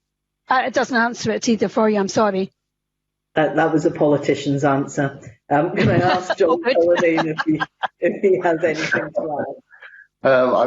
I don't disagree with anything Charlotte has said, but I think I would personally I would be inclined to go for the budget with green tinges, as it were. Say as much as you can, even if whatever the formalities, give as much as you can in terms of political intention, and explain to people what some of the parameters that you foresee are that kind of might make you have to change that. In the nature of things, you can't give more certainty than there is to be given. But that's a combination of what the UK government might do and the whole COVID situation. I think people have to settle for less in one respect or other, and I think probably people would appreciate some overall directional guidance to the extent the government could give that. Thank you very much. Thank you, Convener. Thank you, Jackie. Let's kind of press you guys a bit further on what Jackie asked you around non-domestic rates, because I think it's a pretty good question. And where the balance and disadvantage and advantage lays in the issue of delay and revaluation, because it did strike me that answer that Charlotte you gave around winners and losers, that going into the circumstances of a revaluation earlier at this stage, particularly the impact on losers around the economic turbulence created by COVID-19 and Brexit together, where do you think the balance of advantage and disadvantage lies in terms of the delay in revaluation in that regard? And maybe John could also answer this time as well. From a long-term point of view, I think in a system like the non-domestic rate system, you probably ought to, the good thinking thing to think, I think, is that you should have regular revaluations, because if you don't, the system becomes more and more unfair. And we know that revaluations are always difficult, and there has been always an expectation that would lead to more increases than reductions. And we don't entirely know whether that will hold good in the current environment, but there always tends to be a lot of political pressure against revaluations, and there may be practical issues because there's so much else going on. But for the system to work better, there probably ought to be more regular revaluations. So I guess that would be my starting point. I mean, there are a number of complexities though around the current situation. I mean, first, just for one thing, I think people don't often appreciate about the non-domestic rates that there's a lot of evidence that a lot of the economic burden falls on landowners, because obviously, what the level of the non-domestic rates that might be expected to be borne by an occupier in a property is going to be one of the big influences as to what the level of rent that might be achieved in the market. And post-COVID, we're probably going to see more negotiations of lease rentals and fluctuations. So that's the whole angle that it really complicates the analysis. As to who's going to bear the economic burden, and is an unusual thing at the moment. So I think I'm almost saying it's even more difficult than a question than one might have thought, because it's a very fluid and difficult situation at the moment. Do you want to add in, Charlotte, before we go on? Add other than agreeing with what John has said. Okay, thank you. In that case, can we go to John Mason, please? Thanks very much, Convener. I should perhaps say that I am also a member of ICAS to start with, but I will still ask Charlotte and Barbara equally questions. If I can follow on from one of the things Jackie Bailey was saying, I mean, we're touching on this issue, which is in both of your papers. ICAS has mentioned transparency, and Chartered Institute of Taxation mentions public awareness. What is your feeling? How much understanding is there, even on a basic thing like the Scottish budget has to be balanced, so the income has to match the expenditure or vice versa? And the point that's been made already, do you think people understand, and I'm thinking not just the general public, but even, business people, that, income tax is partly Scottish and partly UK? Do people get that?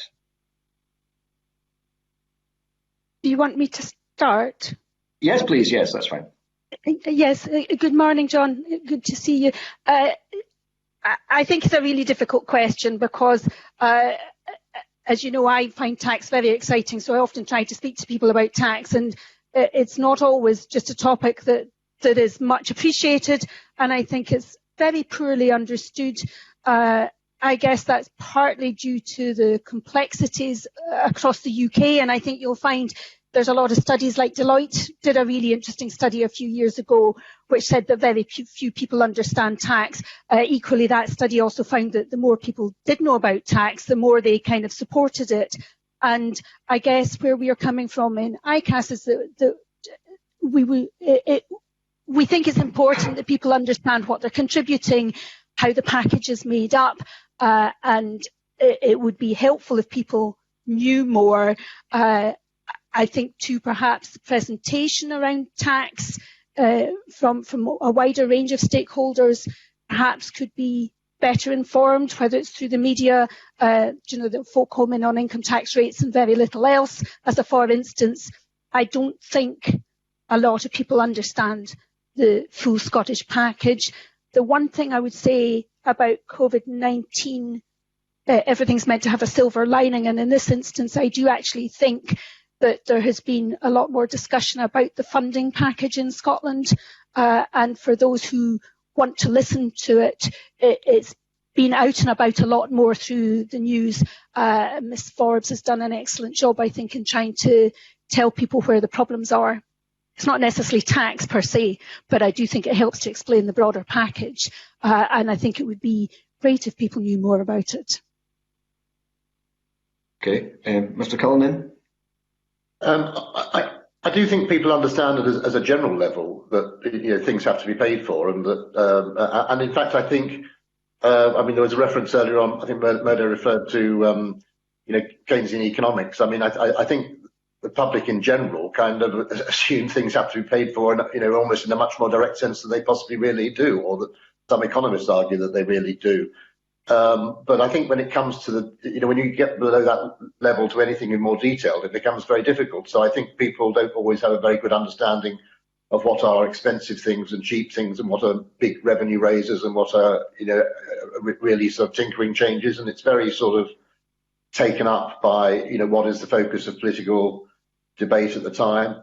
I mean, our survey suggested that the number of there was a figure of 26% last year who could correctly identify that income tax was a shared responsibility, and that was down from what it was the previous year. So I don't think there is much understanding, of the way the devolution settlement works as regards tax, which maybe isn't surprising because it is complicated. And, as I say, it is in the context of poor understanding of a lot of these types of issues in the UK generally. So, we start from a very low base, unfortunately. Tax is not something people learn about at school or, or many of them even at university. The system tries, and I think it is understandable, the system tries to tax most people through PAYE, but it does lead people to kind of almost assume that it's something sorted out between their employer and the government and they know all about them, and not to pay an interest. And, some people do find it very dry, but the level of understanding is just not good, unfortunately. Yes, that figure you showed concerned me quite a lot. I have to say, actually, the understanding had fallen. Now, I realise neither of you wants to give me any kind of policy or political angle on this, but in practical terms, have we got much room for manoeuvre with tax this year? Could we raise income tax a bit? Or because there does seem to be a kind of public desire to help the NHS and things like that. Or in practical terms, is it going to be very difficult? Charlotte, let me pick that up. Sorry, John, can Charlotte pick that up first, because I see she's also put an R in the chat bar on the last issue as well, so deal with that issue too. Thank you. Raising the R in the chat box. The other thing I maybe wanted to mention, going back to Mr Mason's previous query, was that I think one of the things that makes it quite difficult to understand taxes too is the bigger macro picture, because if you pay income tax in Scotland, the Scottish income tax, I guess you probably expect that to go towards health and social care, which are the main responsibilities of the Scottish Government. But then if you look at coronavirus support, actually your income tax is tied to the furlough scheme, which comes from the UK. And I think those kind of things make you wonder what relates to what.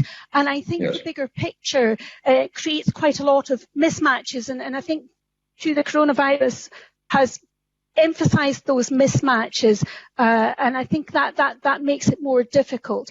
Coming back to your point about whether there's the options to pay Scottish income tax to raise the rates, I'm definitely going to duck on that one, I'm sorry to say, but I do hear a lot of our members saying that we need a broad package which makes Scotland attractive. Again, coming back to coronavirus, we're all working from home. Some of our members say perhaps if you're looking from a tax perspective, it's less attractive if you're going to pay more tax in Scotland. You could work from home anywhere. Members of other committees based down south say to us, Scotland has a broad, attractive package. Lots of people might work from home rather than down south. I really don't know how much tax in isolation would affect things, but I do think tax is part of a broader package, and looking for is to bring more well-paid individuals into Scotland. Yeah, that's helpful. And by that we raise taxes. Yes, press you a little bit on that. I totally accept you're not going to suggest we raise or don't raise taxes. The previous suggestion a few years ago was that if the gap was too wide between Scotland and the UK, it would lead to behavioural change and people moving. Yep. And you've just said just now people might think about that, or that would be a factor. Do we have any evidence so far that it is having a behavioural impact? We don't have any hard and fast evidence on that, and I know a lot of people have looked for evidence on that. It's really difficult to tell, and I think there's more to life than just tax and whether that drives your behaviour in isolation. I do think the possibility for work from home makes things slightly more fluid on that front. I also think that perhaps where our concerns ought to sit are for people maybe in the kind of 50,000 salary, because their income tax is significantly more expensive in Scotland than it is south of the border, and I think it might make for low-level tax planning, lead to less productivity. Perhaps, if somebody had a choice of going to a job in Edinburgh or Newcastle, they might pick Newcastle, I don't know. And again, the other thing we maybe need to look at here is that there's probably two categories of people. There's the people who live in Scotland, and whether they'd be driven to do something else by a tax policy and everything else that goes with it, or whether we're looking to try and bring people in which case we want to make it attractive. Okay, thanks. That's my last question, unless John wants to come back in as well. I think it is very hard, frankly, to get evidence of what the behavioural effects are. I mean, we know there are behavioural effects. I mean, but you know what they are, the extent of them, and you know, there was evidence coming out of, there was a lot of debate anyway, coming out of what happened when the UK-wide rate of the top rate of 50% income tax was in force. But even a lot of that evidence was so much about what people were doing, trying to kind of accelerate income or delay expenditure, you know, when it came in, and do the opposite when it went out. That it's hard to translate that and say there was hard and fast evidence of what the level, what the impact would have been over kind of ongoing level. So it is very hard. I mean, to go to the original point, I do think that it is clear the room for manoeuvre is very tight in the short term, because the way the interactions between the UK decisions and the Scottish decisions work, you know, so for example, over what the UK government does with national insurance, it will tend to gear that to mesh into the levels of income tax in England rather than income tax in Scotland. Yes. And I've already mentioned benefits and so on at the kind of lower income end. One's always almost in a position of guessing what the other party will do, or reacting, you know, quickly to what they will do. And you know, the way the Barnett formula works, you get sort of sometimes help with that as well as hindrances, but overall there is a kind of uncertainty caused by the interaction. So one needs to bear in mind what the net effect of what you're doing and the UK government will do will end up being, and how far you've actually taken your objectives forward. I mean, there are probably lessons to be learned in renegotiating the framework. But you know, that's not an immediate thing, but you know, by any means. So I think it is a difficult situation. Thanks very much. Okay, thank you, John. Alec Rowley, please. Yeah, could I go back to non-domestic rates? Is there any work being done to look at the last revaluation? I mean, my understanding is that appeals are still ongoing, and I know a number of businesses that I've dealt directly with where they didn't qualify for certain grants because of the revaluation, so the rateable value, even though they were still in for an appeal. So my question is, has any kind of evaluation been done around all that? Is there confidence in the valuation system? And how to what extent do we still have outstanding appeals? Who do you want that to go to, Alec? Either John or. In that case, I'll choose you, John. Okay. I don't know about hard evidence. Again, I understand anecdotally that there are some appeals going on. I mean, once again, you have the trade-off. I mean,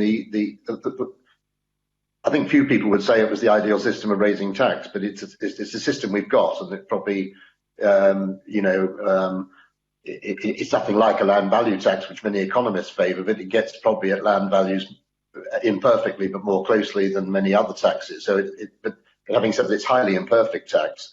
For the system to work, it probably needs regular evaluations, but the longer you leave it, the more that every time there is one, that there is kind of more grief.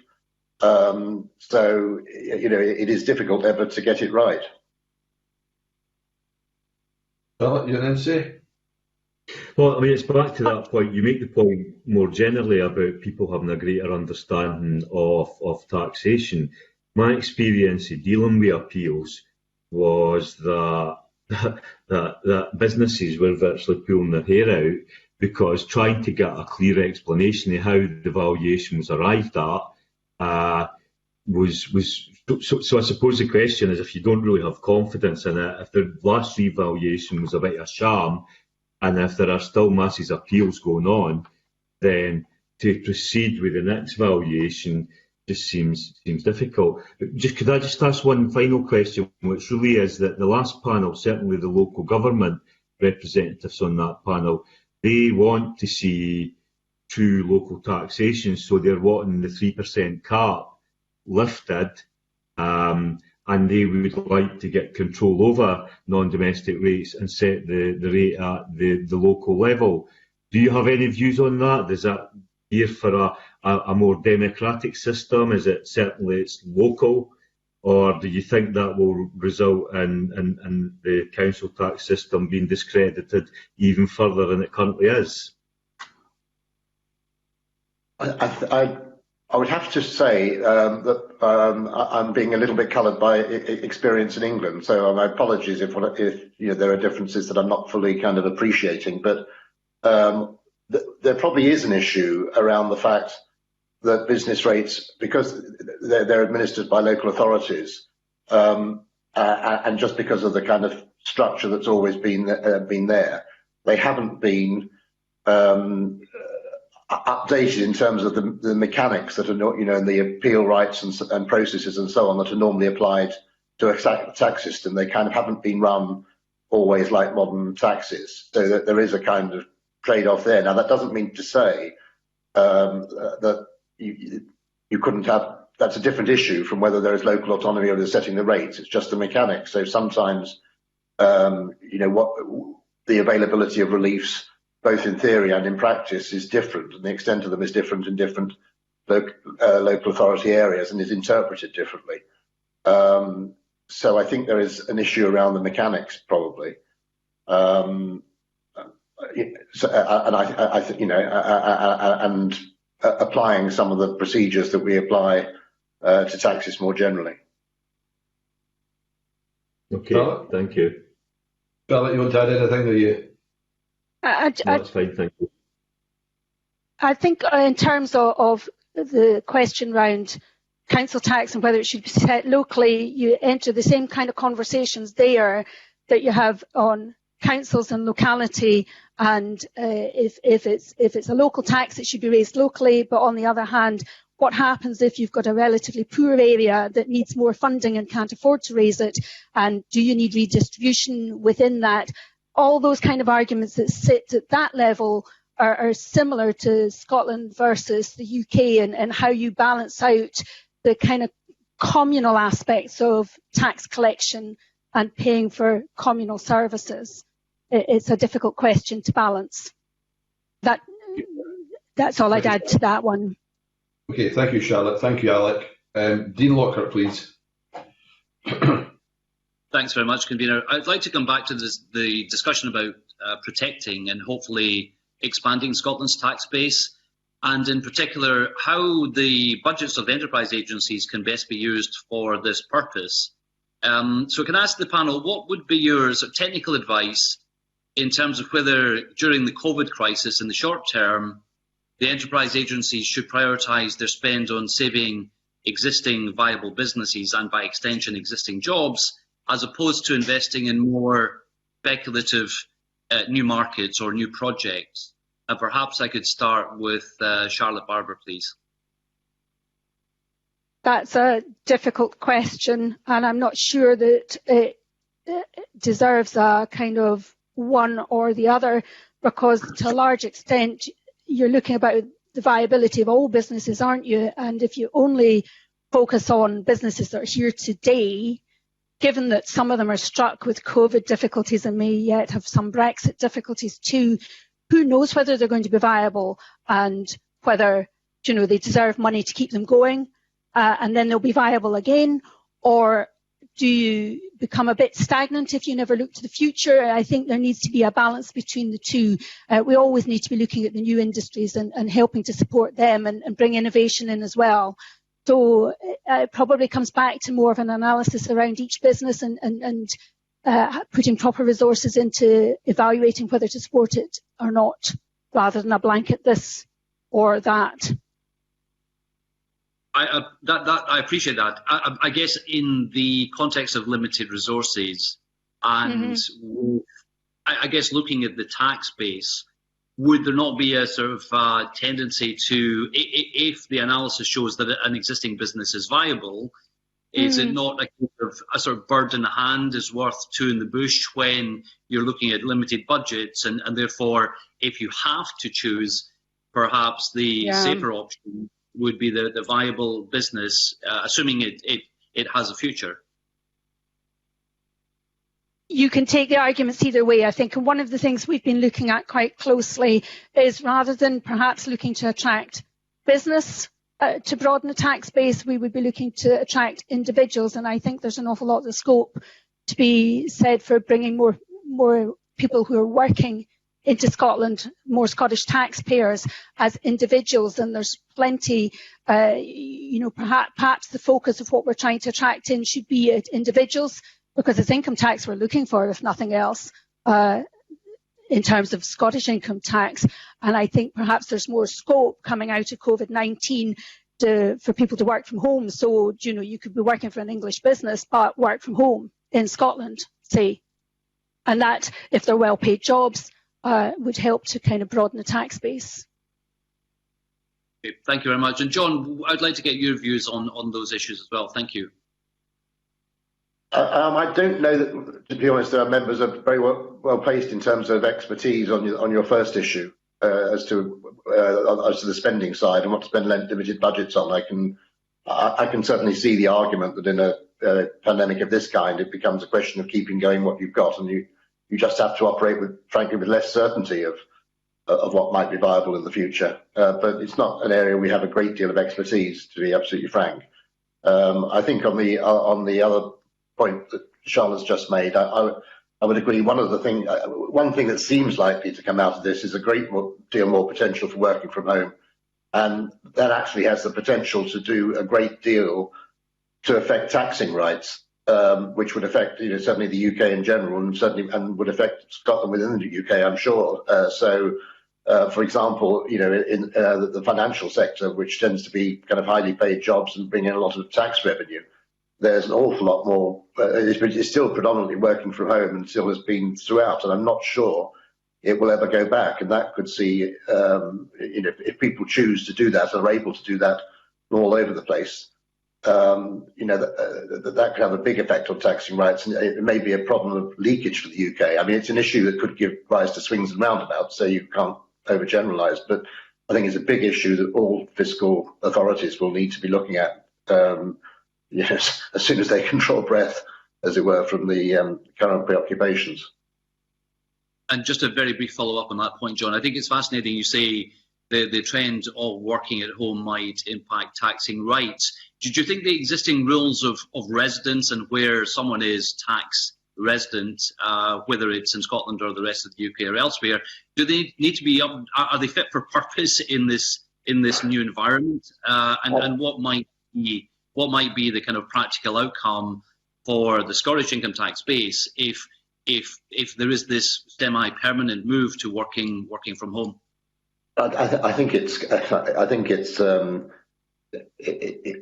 early to start using expressions like fit for purpose, but I mean, clearly it's an issue that will need to be reviewed. I mean, we already have a situation where the definition of what is a Scottish taxpayer is different a little bit from what would be the normal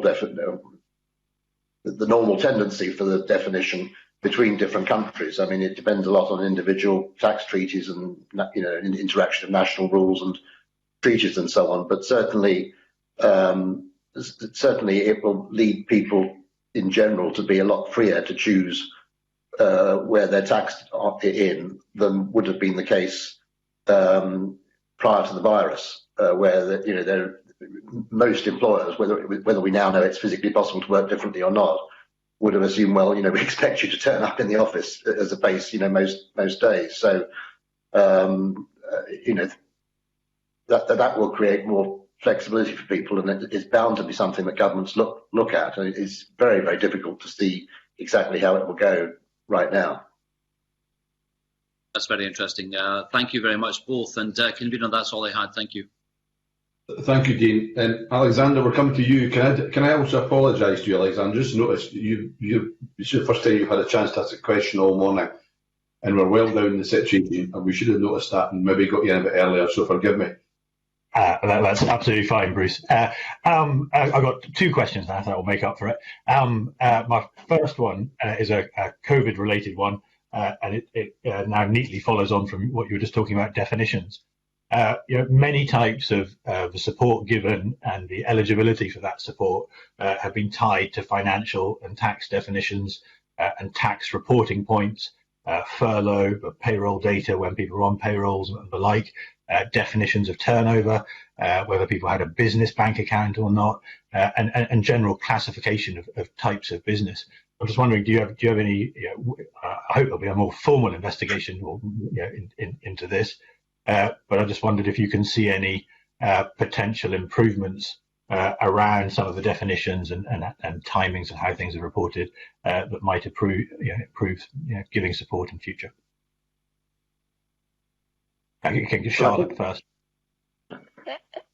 That's a really interesting question, isn't it? We've learned such a lot in the last 6 months, 9 months about the tax system and how it works and doesn't work, and what an amazing job HMRC have done in producing those schemes for the furlough scheme and for the self-employed. Self-employed one I think is quite difficult, and a lot of the issues that have crept in with the self-employed show up issues around definitions, and I'm not sure how exactly one addresses them. Is highlighted issues around national insurance and who pays for what and what you get back out the system. I think one of the learning points from it is that in broad terms, the furlough scheme has worked well in targeting people and getting to people, and that's come from having up-to-date real-time information in the PAYE system. And I think it points very strongly to HMRC striking on with the Making Tax Digital programme for all the self-employed, because the issues that come out of self-employed are partly around what are you trying to replace, which is profits rather than, say, a turnover or a salary. There's difficulties around that, but there's also difficulties that you're using ancient old information to try and base an up-to-date support on, which is difficult. I appreciate there have been difficulties too for some that have fallen between the two schemes, and that's probably a problem that sits with the UK. I guess coming back to one of the things I was saying earlier too, to my way of thinking, one of the things that's quite interesting is the mismatch between Scottish income tax being paid into Scotland for I guess what would be Scottish expenditure, but furlough comes directly from the UK, and it probably highlights some of the difficulties in the devolution packages. Thank you. And John? Well, I would agree. I mean, I think obviously the thing about the furlough scheme and the other kind of schemes was that they had to be introduced at incredible speed. So it's inevitable that you use the agencies and the definitions and the data and whatnot that you had. And it still remains, I think, an impressive achievement that they managed to do so much in such a short space of time. And HMRC, I think, did particularly well in that.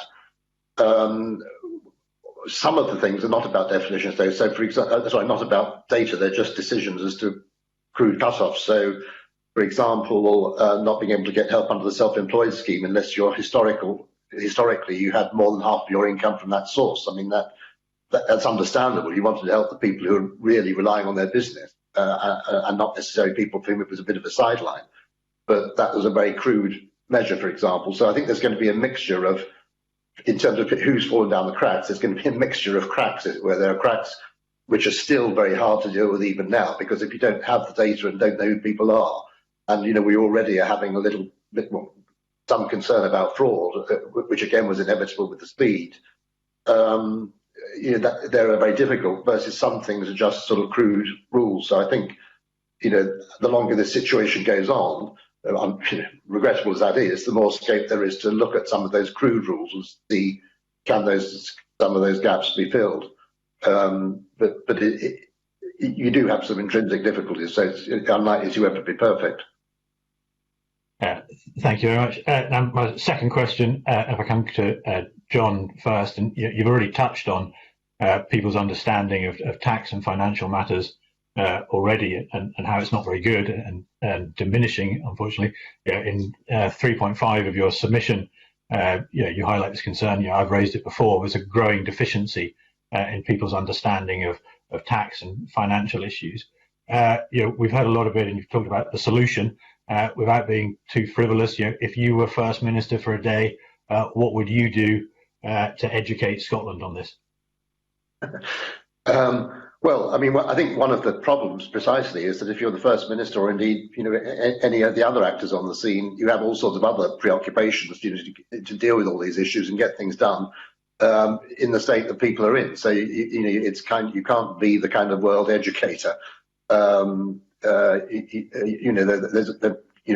Frankly, there could almost be a political cost in going out of your way, be the one who's just sitting there saying, "Well, I'm going to enlighten you," and not, fighting your corner. So it is difficult. But I think possibly, well, one of the things would be just drawing on the earlier discussion on the budget, to just draw out what the limits were on giving any kind of certainty, and indeed in achieving objectives through the tax system, and saying,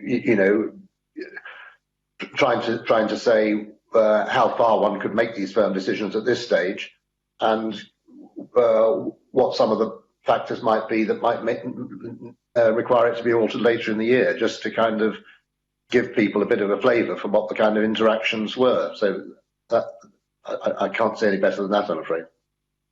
Thank you, John. Charlotte, could you? Thank you. Yes, ICAS has also called for efforts to try and broaden understanding. And in fairness, I think the Scottish Government has had a project in hand to put forward a kind of comms package, and was working on it when COVID-19 came along. So hopefully that one will be picked up again, because I think that's a really good project, and various parties have been asked to contribute to it.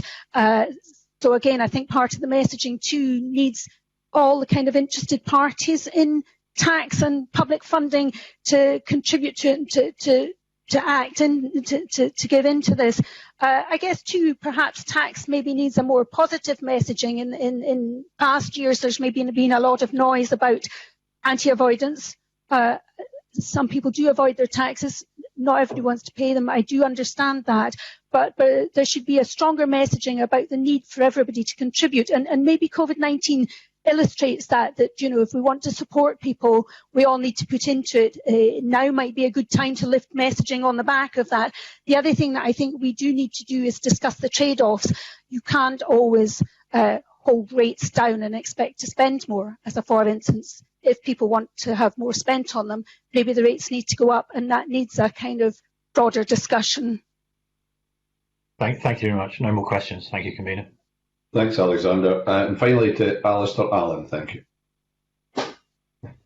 Thank you very much, Convener. You mentioned, Ms Barber, quite rightly, the need to grow the tax base after this difficult time. I just wonder, is there conversely enough of an adequate estimation out there about the impact of the pandemic on the tax take, and in turn the consequences that's going to have for public services?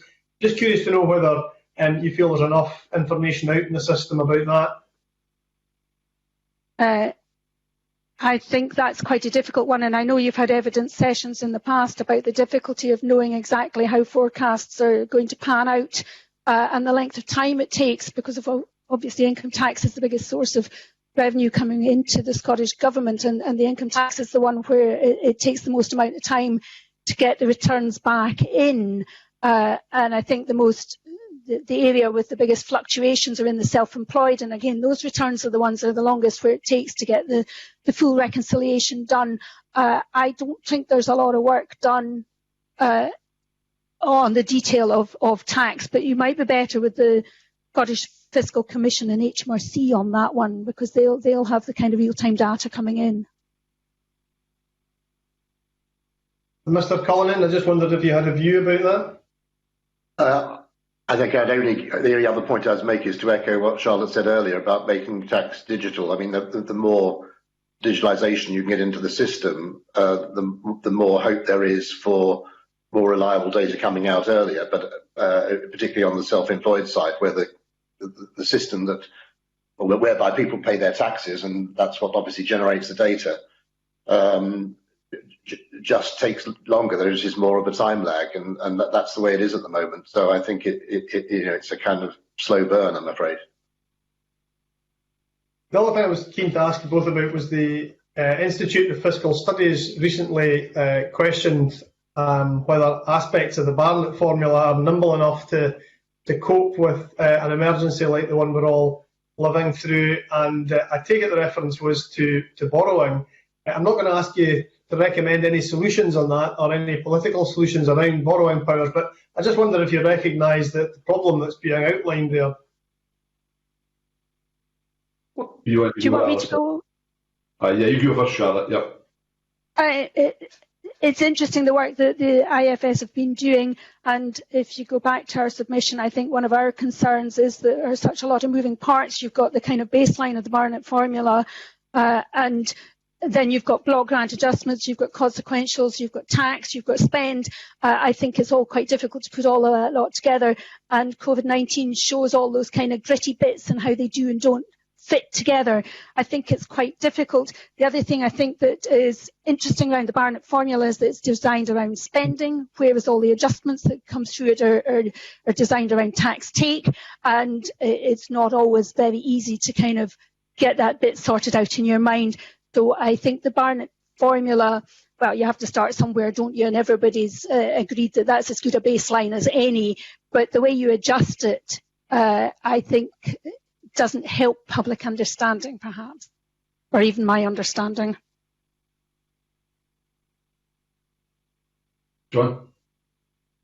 I guess I'm in the same boat. I mean, I think even 6 months ago, I probably had the view that, well, you know, frankly, the baseline was probably reasonably favourable to Scotland. So even though there were swings and arrows, or swings and roundabouts, and arrows, swings and roundabouts, and you know, uncertainties caused, then you know, why, frankly, would you want to kind of alter that base? Well, obviously, and that may still remain the case, but obviously the COVID situation does throw up more difficulties, and it's not even necessarily with the particular formula. It's also with, you know, any scheme of devolution, or, you know, or different levels of government, you know, generally. That, you know, what is, how do you draw a sensible line? So in the past, we've pointed to things like, if you're an unincorporated business person, you're going to pay income tax, and you're in Scotland, you're going to pay Scottish income tax. If you're incorporated, you're going to pay UK corporation tax and dividend tax. So, and people might decide to incorporate relatively easier, and for a whole host of reasons. But those are sort of tax technical sort of differences now. Whereas now you've got issues of, well, you know, you have control over the health measures and, you know, the extent of lockdown and so on. But some of the kind of financial aspects that are needed to go with that to support people, you know, is something different. And that's not really anybody's fault, or it's something anybody foresaw. But it's just very difficult to say, you know, where do you draw the line, and what is the right level of, the right way to go about compensating people, one party or the other, for decisions that are legitimately made different sides of the line. It's just, I think, thrown into focus what a difficult thing it is to achieve. So, you know, again, I don't have any instant answers, but I think it possibly will colour the extent to which it's looked at in the future. Thank you. Thank you, Alistair. I'm not seeing any other members putting any other R's in the chat bar for wanting further contributions. So in that case, can I thank Charlotte and John very much for their evidence and giving us of their time today. We're very grateful. As we have no further public items on our agenda, I now close this meeting, but would ask members to log into our MS Teams meeting to discuss our work programme prior. And I guess we'll want to crack on and get that business done. So we'll do that. If we could reconvene in a couple of minutes, that would be great. Thank you very much. Right, goodbye.